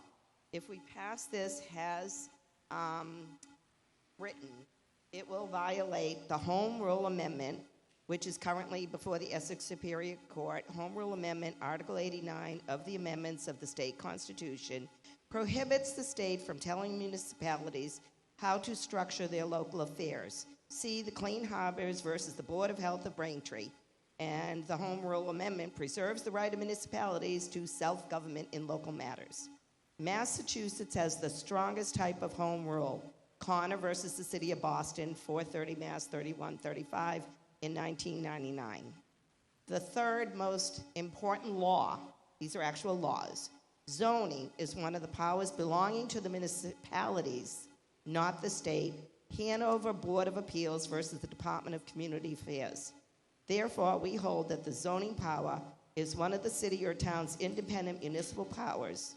The state is clearly stretching its powers, and it knows it, which is why... you could wrap up? Yep. Thank you. Although I do have a question before the last 5 words. This is not to an amendment, so when you make an amendment, you reduce the speaking to the article? Well, you were speaking while we were talking about the general article, still subject to the 5-minute rule. Right, so wouldn't that be 5 minutes to the general article? No, it was total 5, so if you could just wrap up now. All right. The law does not draw the zoning. It tells the town to do the dirty work. It tells the town to tear us apart, because this town meeting will be violating these laws. It will come up in the Essex Superior Court, and the Attorney General is the defendant. So instead of threatening municipalities to adhere to guidelines, the Attorney General will have to put forth the reason that they want to violate these laws. Thank you, ma'am. All right, with that, with no other speakers, we'll proceed to a vote. So I'll remind everybody what we are. We are now voting on the actual article. This requires a majority vote. It's a special class of zoning codified in state law, Chapter 48, Section 5. I've read it thoroughly. And if we can Pardon me, I have to wait for the town clerk.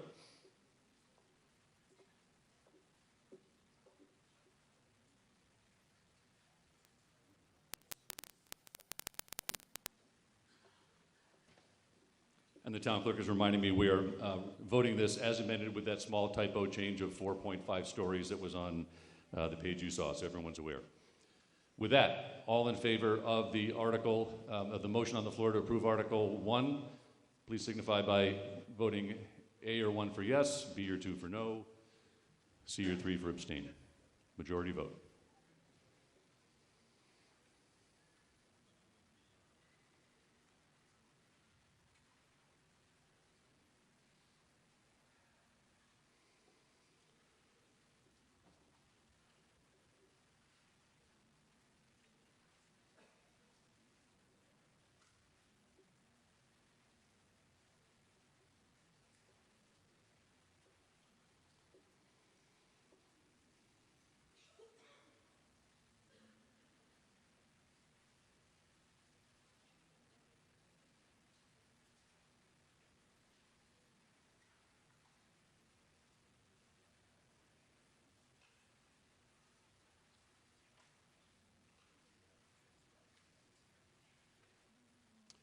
I declare a majority vote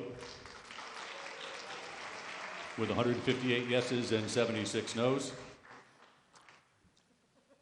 With that, yes, sir, you wish to be recognized. Thank you. Mr. Moderator, Anthony Cicchello from Precinct 4. I'd like to make a motion pursuant to Section 7 of the Town Charter that the town meeting declare Article 1 to be an emergency measure necessary for the immediate preservation of the peace, health, safety, or convenience of the town. That's my motion, Mr. Moderator. Okay. Would you like me to explain the basis for my motion? I can give Please you do. And if you have something written, you could hand it to the warrant committee clerk.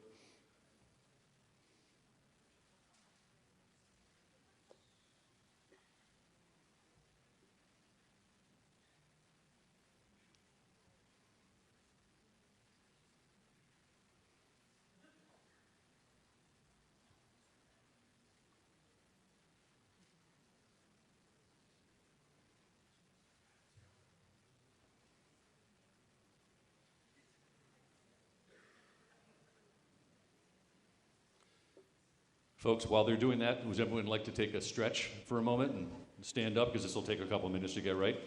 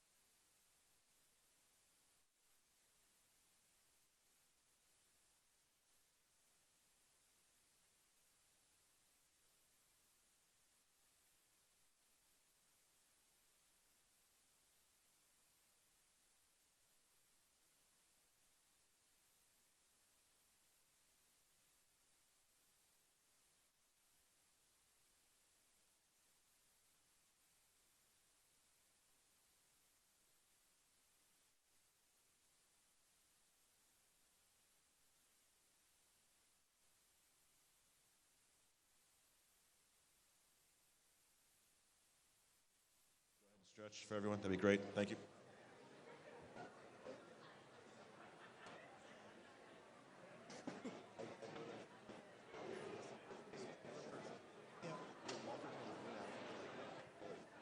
Oh, yeah, yeah.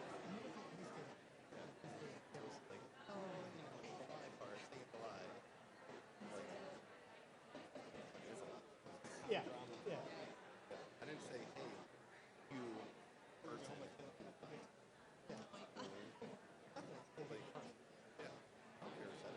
I could have been talking about precinct. No, Mike said, oh, yeah.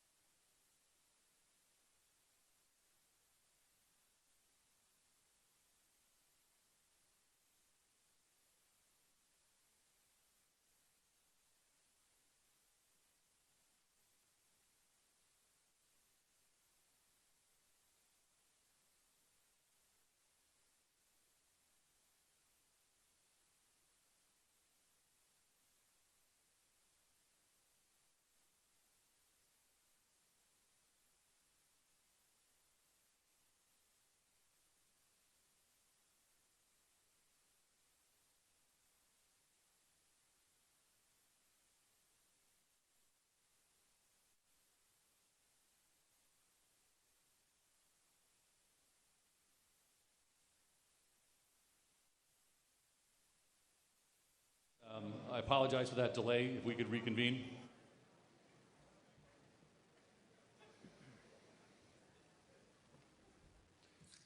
This was a substantive motion by Mr. Cocello, both in content and process. I did want to give him an opportunity to speak and explain his intent, and then I'll speak after that. Mr. Cocello, you're recognized. Thank you very much. And I will apologize in advance. I do try to be someone, Anthony Cicchello, Precinct 4, town meeting member. I try to be somebody who advances the order, efficiency, and reasoned thinking in town meeting. I apologize for the long delay while we've discussed this. I made a motion here because I think that this article, I'm really concerned that we passed an article that would allow us to be in compliance and remain in compliance. The planning board members have talked about their desire to make this article better, and we've passed the article, and I think they'll have an opportunity to do so. The moderator has advised that he has ruled my motion out of order. Town council doesn't necessarily see it the same way. I don't necessarily see it the same way, but the town moderator gets to make the call. So in light of the decision of the town moderator, I am going to withdraw my motion, and I thank you very much, and I'm sorry for the delay that we've caused. So, ladies and gentlemen, I'll just describe what happened. So Section 7, so Mr. Cocello was making an interpretation of Section 7. I think he and I disagree on it. The point of Section 7 is to describe when articles we pass take effect. And what Section 7 says is that they take effect after the expiration of 7 days after the vote, excluding Saturdays and Sundays. So 7 business days after tonight, this article would take effect if we did nothing else. So if that's all clear to start with. The way to interrupt that is 2 ways. There's a process where the citizens can go collect 5% of the registered voters on a petition and then put it to, in effect, a vote at the ballot box. And there's a prescribed process in state law and town law to do that. However, in our Section 7, there's also a provision that if an article is declared to be an emergency, it prevents that ballot initiative and that town-wide vote from happening. So I'll pause there, see if that makes sense. So we do nothing. This takes effect 7 business days after today. If 5% of the voters signed a petition before then, and they're certified by the clerk, Article 1 would go to a town-wide vote at the ballot box, unless Article 1 is declared by you to be an emergency. Now, the language is interesting. It says, no vote passed at any representative town meeting under any article in the warrant.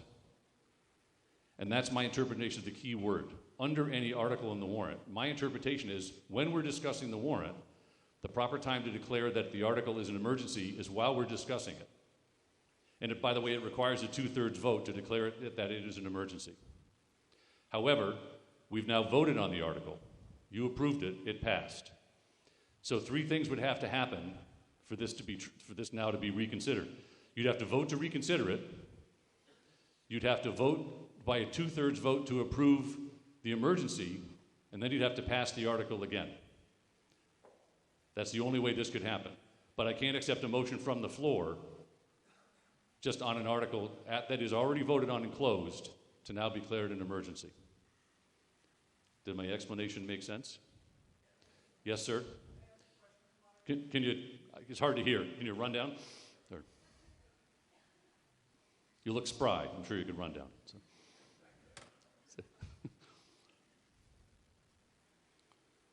Thank you, Mr. Moderator. Doug Hine, Town Meeting Member, Precinct 2.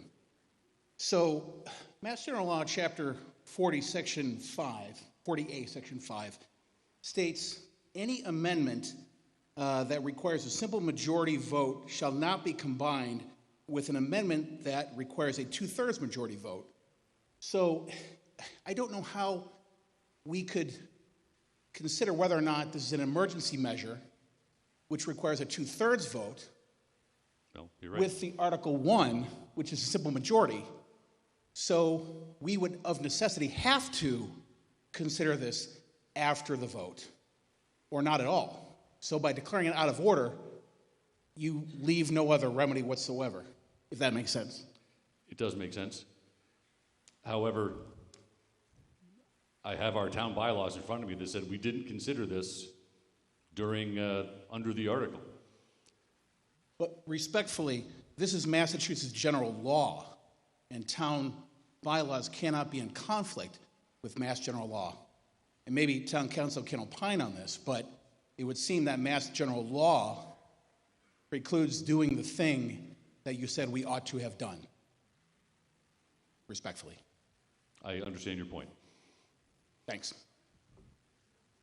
At this point, this has been debated extensively. Town meeting voted for it overwhelmingly. At some point, moderators make decisions one way or the other. And my decision at this point is to rule this, I think for all the reasons you said, sir, and for the reasons I said, that this motion is out of order. Now with that, I will apparently recognize someone. Mr. Moderator? Yes, sir. Kevin Donahue, Precinct 3. I respectfully appeal from the decision of the chair, of the moderator. I understand. I just don't know how to go comply with the bylaw and start making motions on articles that have already been passed.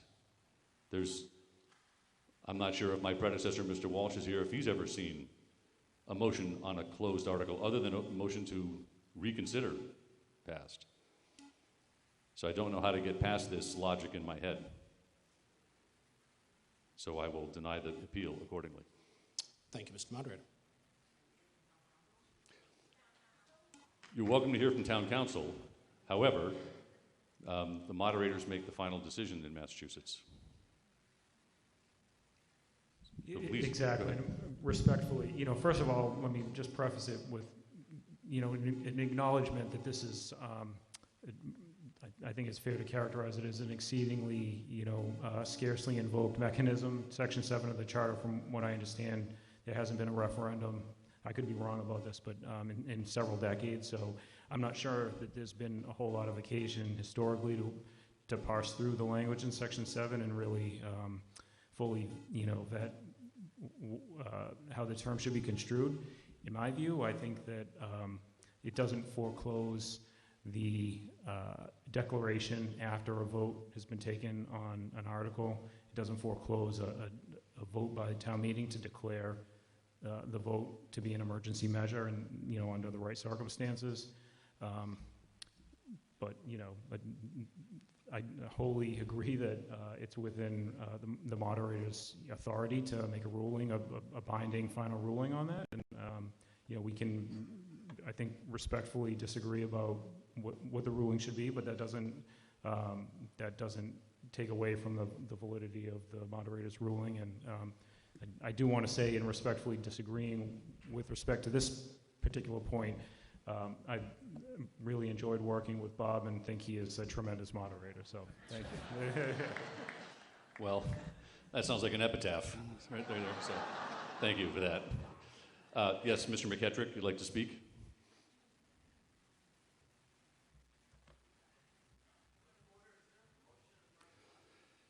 No, well, I ruled one out of order, and now I'm trying to help a crowd understand.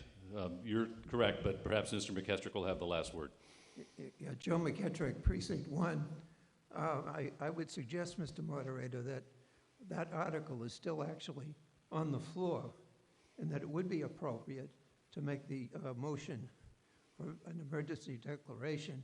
How could we have made the emergency declaration earlier during the debate? I think now would be the time for that. For you to say it's foreclosed, I think is mistaken. That the sense of it would be that having voted that article, then we could decide whether or not it can be set aside. So I think it's probably still timely to vote on the emergency motion that was being discussed. With all respect, sir. Well, thank you. Also, I had no prior warning of this, where I could have had a chance to consider it with more reflection, or consult with other moderators, or talk at more length with town council. So this came as much as a surprise to me as it did to all of you. Yes, I just said Mr. McKettrick would be the last word, ma'am, so I'd like to... No, ma'am, we're not even under an article right now. So at this point, I'll stand by my decision and its implications. So with that, I'd like to proceed to, now it's 10:15.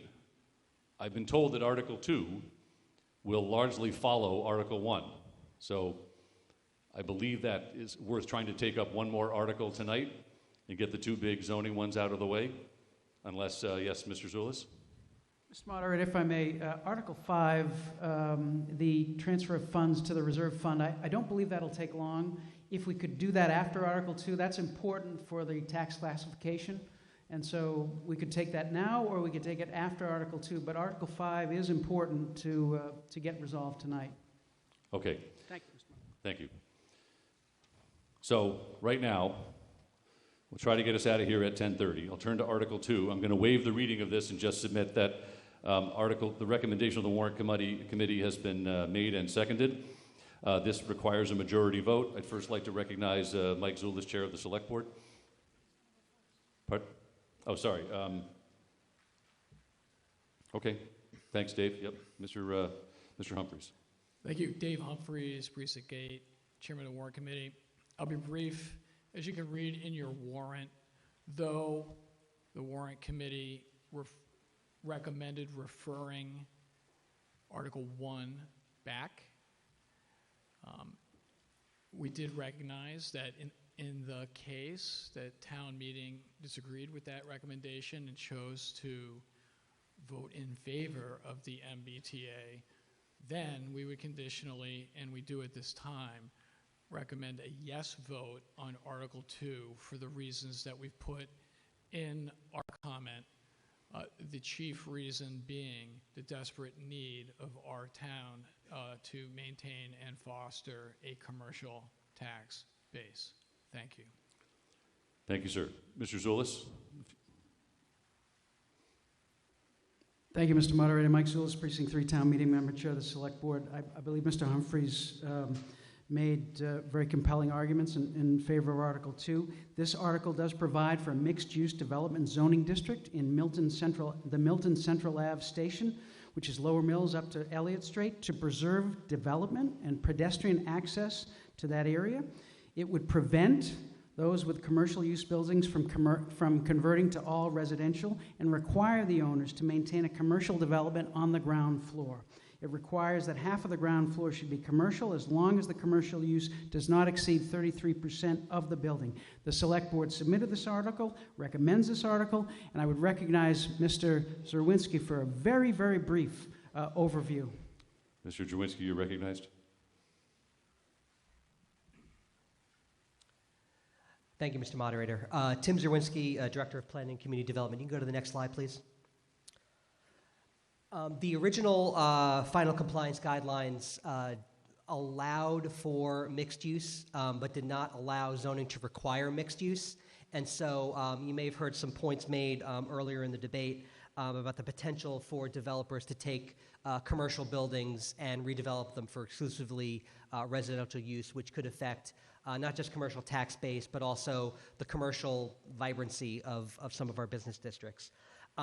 We, along with many other communities, made comments to the Executive Office of Housing and Livable Communities about how many of our transit-oriented districts are also business districts, and we want to protect that tax base. And so they made an alteration to the guidelines that affected every MBTA community that would allow you to require mixed use in certain zoning districts. Next slide, please.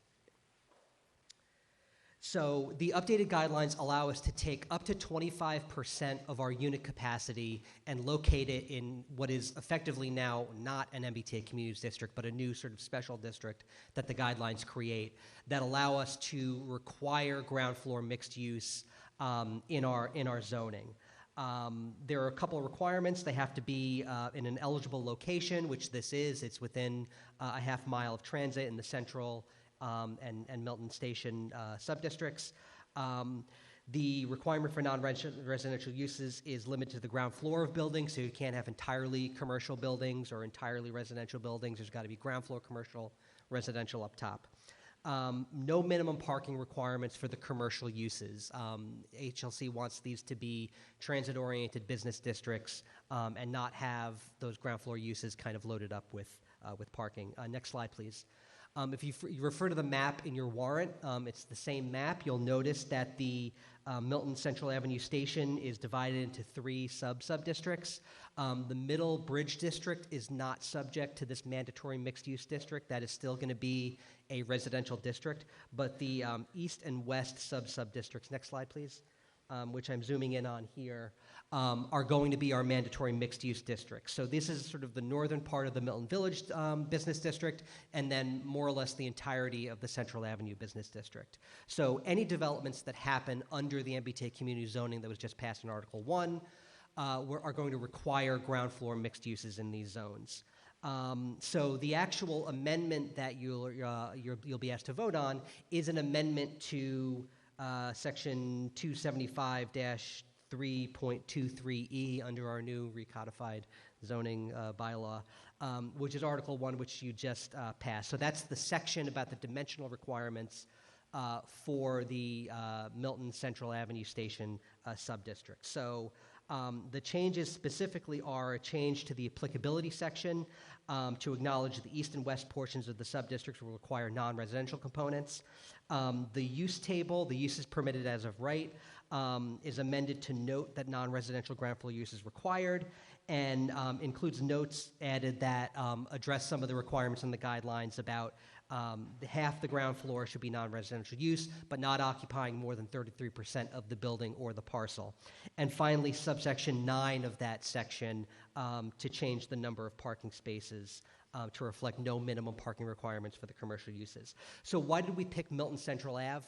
We've talked about it earlier under Article 1, but because we're limited to 25% of our unit capacity, we couldn't do both Milton Central and East Milton.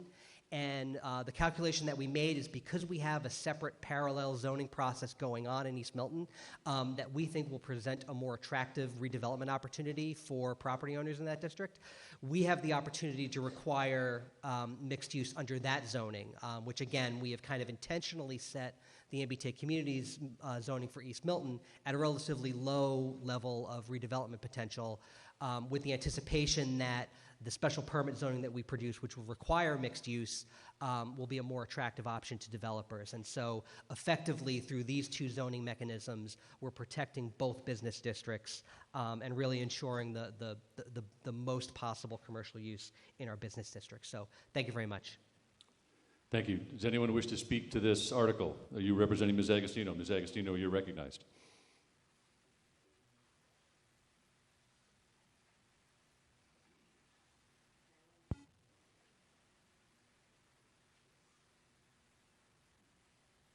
Thank you, Mr. Moderator. Diane DiTullio, Agostino, Precinct 9. And if the moderator could please review this article, similar to the prior one, is zoning bylaw. So it does require the Attorney General Mass Municipal Law Unit's approval, review and approval with the letter going to the town clerk and then it being posted in the newspapers for 2 consecutive weeks before it's actually approved. But I would like, if you could first review that, and maybe the town clerk could mention that whole process, because this is a zoning article. Okay, I'll pause. So you'd like to understand what is the process by which a zoning article goes into effect? First, with the process the town clerk follows? Correct. Okay. Madam Clerk, could you come to a mic and describe your process?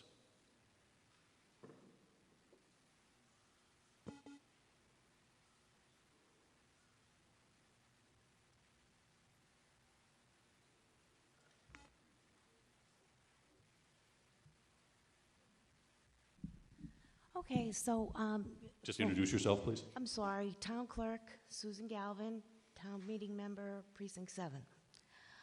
So the process for any zoning article is that once town meeting approves it, it goes to the AG's office. The AG's office has 90 days to approve it, and once they do, or if there's some modifications, they will notify the town. The town is then required to print the notification in the newspaper 2 consecutive weeks. However, the thing with the zoning bylaw is it takes effect the day that town meeting passes the zoning. So even though you have to wait for the AG's approval, it does take effect. So it's essentially backdated, for lack of a better term. So you're saying that your approval process doesn't put us out of compliance, because that would take us past December 31. We're in compliance because we passed the article tonight, yet you still will follow this process afterwards. Do I understand that correctly? You do. Did that answer your question, ma'am? So that brought us to the point that if, because it's up to 90 days, and as you've seen, sometimes it's exceeded that, what would ever happen if the article was, because it has happened to other towns that the AGO has gone back and forth with them. What's the process if they did have an issue and the permitting of these buildings already by right? I guess a clear explanation of what that means. You mean within 90 days plus 2 weeks? Right. Ms. Galvin, do you have any permitting in your area, or So what's your I view? think that town council might be the better person to answer. I can just base it off of most contractors, and correct me if I'm wrong, don't, if it's a big project, aren't going to start doing it until it passes, but either Tim or town council might be better equipped to answer it. Mr. Jawinski, do you have an answer to the member's question? Thank you, Mr. Moderator. Tim Zerwinski, Director of Planning and Community Development. So while it is true that the zoning is effectively backdated, once the Attorney General gives their stamp of approval, because there are, unforeseen issues sometimes that the AG brings up that maybe we didn't anticipate, the development community also does not anticipate those. I think in my experience, and other folks have been doing this longer than me, when we have passed zoning, especially for specific development projects, under PUD zoning, the developers typically will wait until that AG approval comes in, because what they'd be doing is effectively requesting what we refer to as an at-risk permit, where you can go for it and you can get it, but there are kind of unforeseen circumstances that may invalidate it. And so as a practical matter, you often see developers kind of wait until that AG approval comes in. So that's just kind of a practical experience issue. Thank you. Does anyone else wish to speak to Article 2? Yes, you're looking to be recognized, or just? Yes, please. You're recognized. Can you come to a mic? Yes. This is the one that had the feedback. That's why we removed it, so please come to the front. Yeah.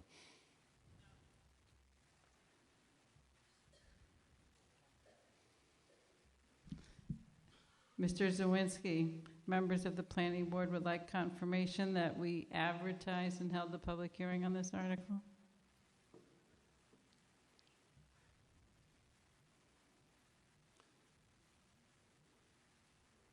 So, ma'am, just want to be clear. The public hearing about the article, so after the Select Board passed it, did the town advertise your public hearing, ma'am? Is that the question? Yes. Yes, it was advertised. Thank you. Anyone else wish to speak to this article? Seeing none, we'll open up the poll. This requires a majority vote, not a two-thirds vote, a majority vote.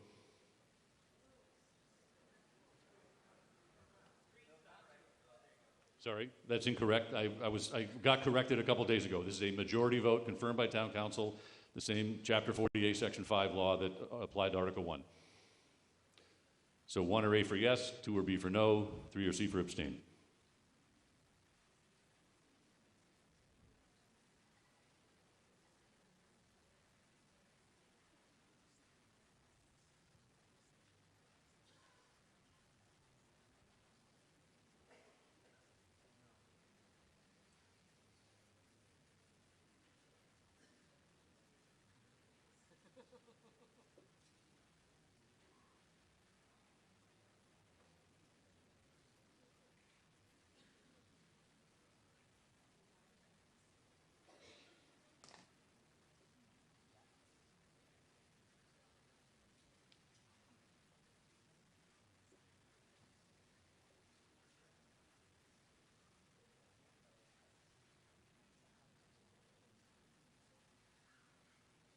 I declare a majority vote with a count of, pardon me? Just a minute, please.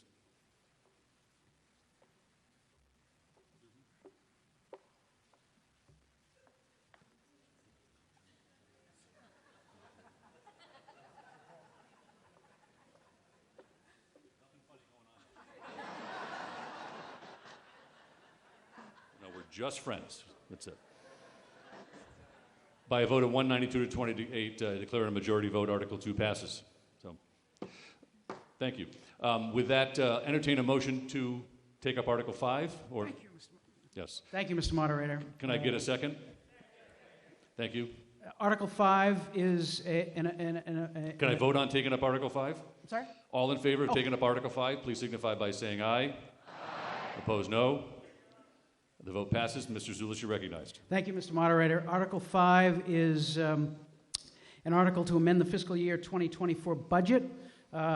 In May, we appropriated, well, let me step back. The article is to appropriate an additional $350,000 to the reserve fund. Business has been good since July 1st, and receipts are higher than anticipated.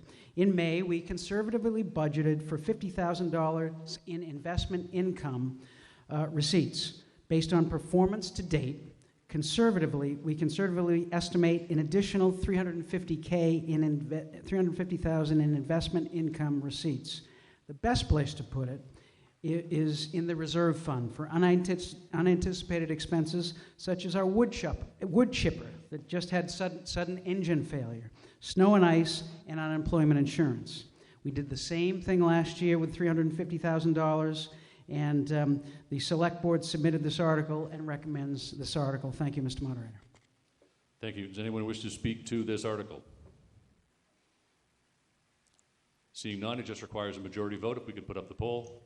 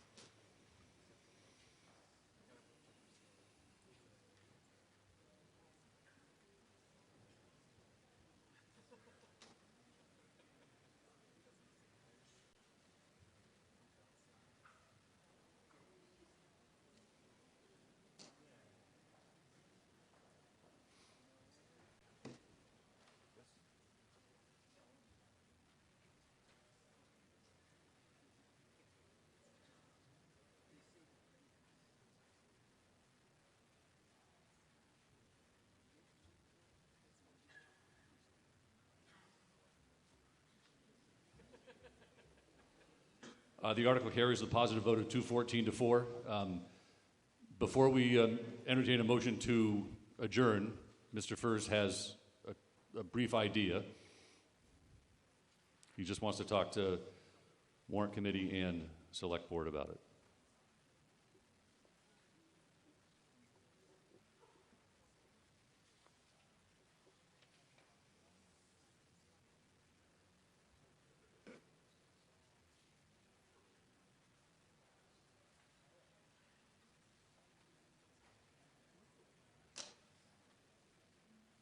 Mr. Moderator, point of order. Sir, Mr. Furs, you're recognized. Hi, Brian Furs, Precinct 10 Town Meeting Member. I'd like to make a motion to dissolve the body until May Town Meeting. I don't see anything on the docket here tonight that needs to be done before May. Is there a second? I'll just describe what he's doing. He is, in my view, we are adjourning to a fixed or recessing to a fixed time, which would be the first Monday in May. This would require a majority vote, and I'll entertain people who wish to speak to this motion to adjourn, which, by the way, the impact of this is the articles we have failed to address would push into the annual town meeting or some other special town meeting that the Select Board calls. So yes, ma'am, you're recognized. Yes, sorry, no mic, but yeah. Hi, thank you, Mr. Moderator. Deborah Milbauer, Precinct 4, Town Meeting Member.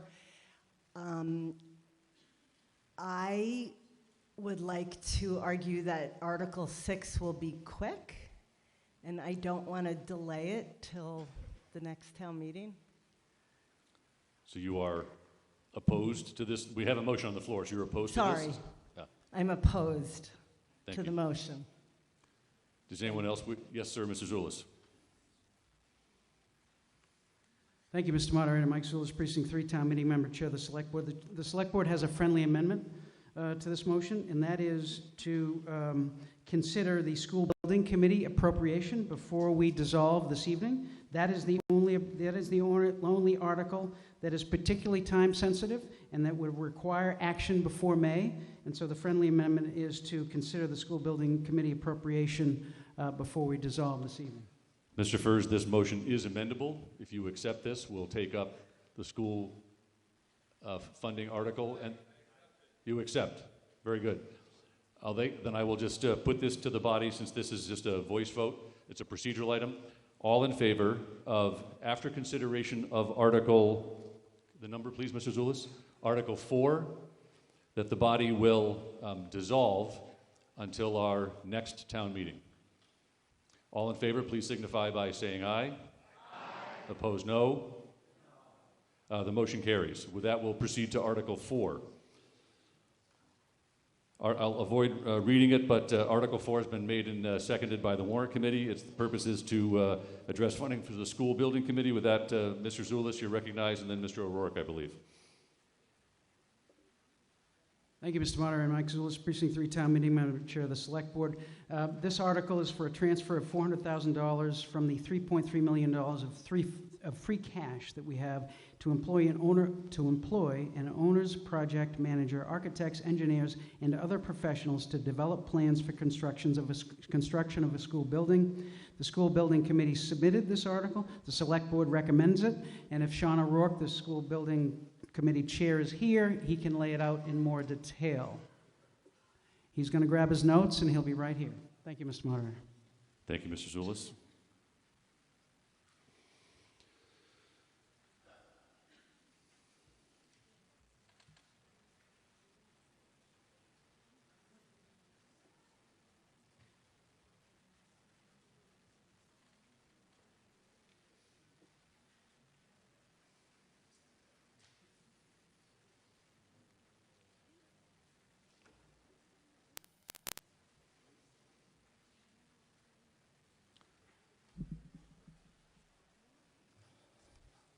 Perfect. Mr. O'Rourke, you're recognized. Thank you, Mr. Moderator. Sean O'Rourke, Town Meeting Member, Precinct 8, Chair of the School Building Committee. Could you go to the next slide, please? School Building Committee Member White had retired last year. And just an update, Mark Loring from the School Committee now fills that spot on us. Next slide. Here is a brief timeline for what we've been doing since the May town meeting. Essentially, the School Building Committee has been working over the summer to draft a request for services for an owner's project manager. We issued that at the end of August. A couple weeks after that, we did a site visit with all the OPMs that showed up. There was probably about a little over 20, I believe. After that, the site visit, we developed we received submittals from about 7 of them. The 7 respondents went to a selection committee. The selection committee was made up of 4 school building committee members and 4 town employees. Chase Berkeley, town administrator Nick Milano, Chris Hayden, facilities director, and Peter Burrows, the superintendent. From that short list, we worked down from the 7 respondents down to 3, and then essentially made a selection of 1 from there. So what we've done is we've onboarded an OPM at this point, and we actually have a contract in place with them. If you go to the next slide. So the 7 respondents that came for the owner's project manager, these are the 7: Colliers, Hill, Left Field, P3, PMA, SMMA, and Vertex. Vertex is also on the fire stations. If you go to the next slide. That list, as we mentioned, got shortlisted down to Left Field, PMA, and Vertex. Next slide, please. There was almost a unanimous vote from the school building committee after we interviewed the 3 respondents. PMA Consultants is led by Sean Burke. He's a Milton resident with a daughter in the schools. And also his assistant project manager is Seamus. So with a team of Sean, and Seamus, I'm pretty impressed by that. Next slide. So when you look at that timeline, where we're at right now is we're awaiting an MSBA decision, whether we receive funding for the school. Based upon the published agenda for MSBA that they're going to be making that selection in a couple days, Milton did not get selected. We're not on the agenda, so right now what we're looking to do is come back, jump into a feasibility and a concept design that we can actually present to the town and refine the numbers for the construction costs, which we'll be asking at some point. Next slide. So the appropriations that we've been afforded up till now were an initial $40,000, and then additionally at last May's town meeting, we received $275,000. Our expenditures up till now are about $33,000, so it left us about a $280,000 operating budget for the school building committee. Next slide. The good thing with MSBA, even though they didn't select us, they publish all their data, so we're able to ascertain that data, to look at it and kind of get a feel of what we need going forward. This is the spreadsheet if anybody wants to dive into it. But what I did, next slide, is simplify it. So what we did is try to take 4 other projects or 3 other projects that have similar metrics for square footage and cost. And what we did is look at those for average cost for a feasibility study. That average cost roughs out to about $800,000, $850,000. My eyes are getting not as good this time. So, you know, when we looked at that and we compared it to our funding, you know, we're not there. If you go to the next slide. The other one that MSBA publishes is also a timeline. So they give you a schedule that lets you see for how long that feasibility study takes to do. Next slide.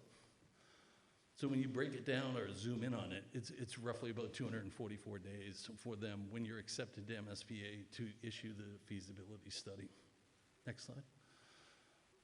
The feasibility study, when you look at it, take a number of things into account. They study a number of things, stuff we've already done. So the school building committee has come up with space. You know, we've got a site. We have done work to identify what program we're going to build on that site and done a lot of that work already. So, you know, with us, as we look through this, we figured we could shorten that timeline and the cost. Next slide. So when we look at those average costs and kind of discount them about 25%, you'll see what the numbers are there. When we take that cost and look at the schedule of what we're doing, we have essentially a burn rate of about $100,000 a month. With our available funding and current additional work that we potentially may need to do, it leaves us about a 2-month window to operate at. So, you know, going forward now, we'd have about 2 months worth of funding, and about a $400,000 shortage. Next slide.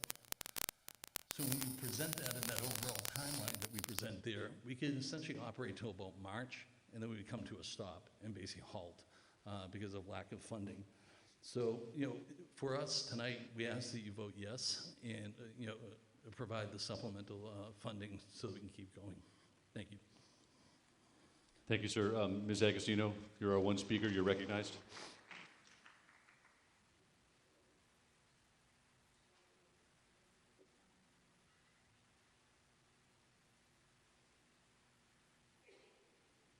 Mr. Moderator, 2 questions and then my comments. Diane DiTullio, Agostino, Precinct 9. Prior to your completing your statement that you would entertain a motion, I had already, with my weak voice, because I didn't want to yell on the mic, made a motion to adjourn. And my issue is, we saw many people leaving. Do we have a quorum is the first question. Do we still have a quorum? Are you making a quorum call? Yes. Then we can ascertain that fairly quickly. Let me just confirm with Madam Clerk. I think we can take a vote of the clickers and see if we have, I believe it's 145 members. Let me just check with the clerk.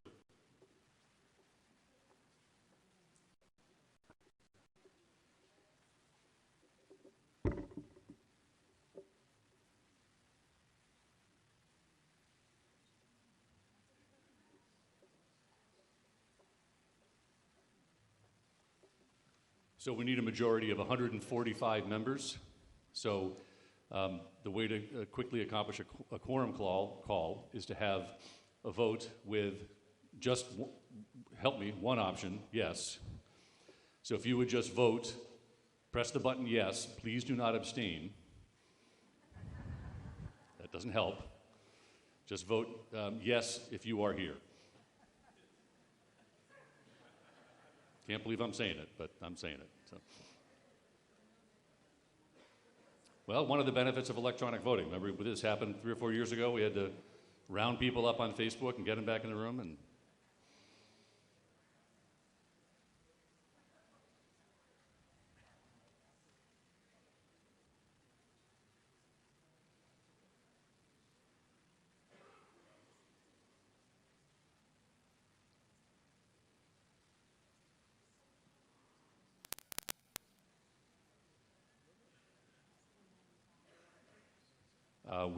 I saw 194. We have a quorum. All right, thank you, Ms. Agostino. That was your question one. What's your question two? Actually, it's a comment as to the article for an additional $350,000 because after speaking to several state officials, the land in question that we're going to be spending this money on is Lamb Woods, and that there would be transfers involved. However, Mass General Law, we heard an awful lot about Lamb Woods not being in perpetuity. Mass General Law 184, Section 31, has reviewed with state officials, identifies the one exception to the school building committee's presentation in their, slide in their presentation that referenced Mass General Law 184, I believe it was Section 23. And if you read beyond the block, it said, except in the case of certain lands. So by this law, the Section 31, once conservation land is either donated or purchased or put into conservation, it is the one exception that the deed does not need to read in perpetuity, and the deed does not need to read a particular time frame. However, Ma'am, I'm have to pause for a minute. I don't understand how that is in scope of an appropriation article. because the 300, excuse me, Just if you help connect the dots the for me. $350,000 of engineering work, project managers, architects, would be specifically to build on property that by Mass General Law 184, Section 31, is conservation land and will never be approved to have a school built on it. And I will finally add the note that the deed, if in fact there was a decision by the purchaser or the donor to limit how long the conservation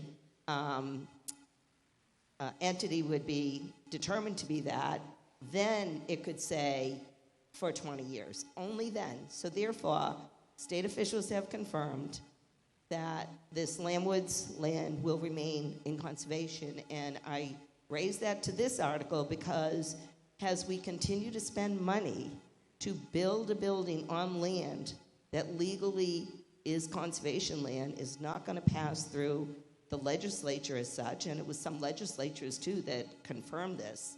I strongly recommend a no vote because we need to stop delaying what we're doing for our children, and we need to face the true laws that exist in the state of Massachusetts, that the Lamb Woods deed is in perpetuity per this law. Thank you. That was the connection I was looking for. All right, thank you. Does anyone else wish to speak to this article? Mr. O'Rourke, are you looking to speak or you're... Okay. This is article number 4. It just requires a majority vote. If we could put up the poll.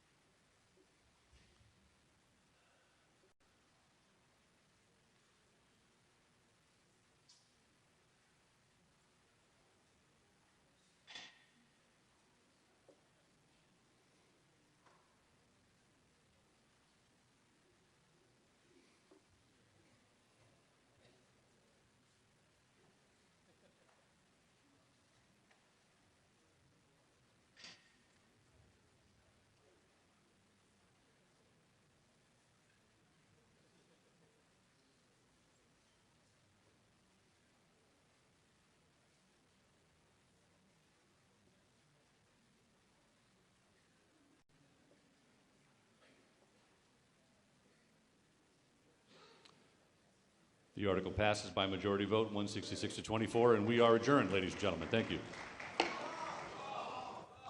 Pardon me? You're right, we are dissolved. Thank you very much.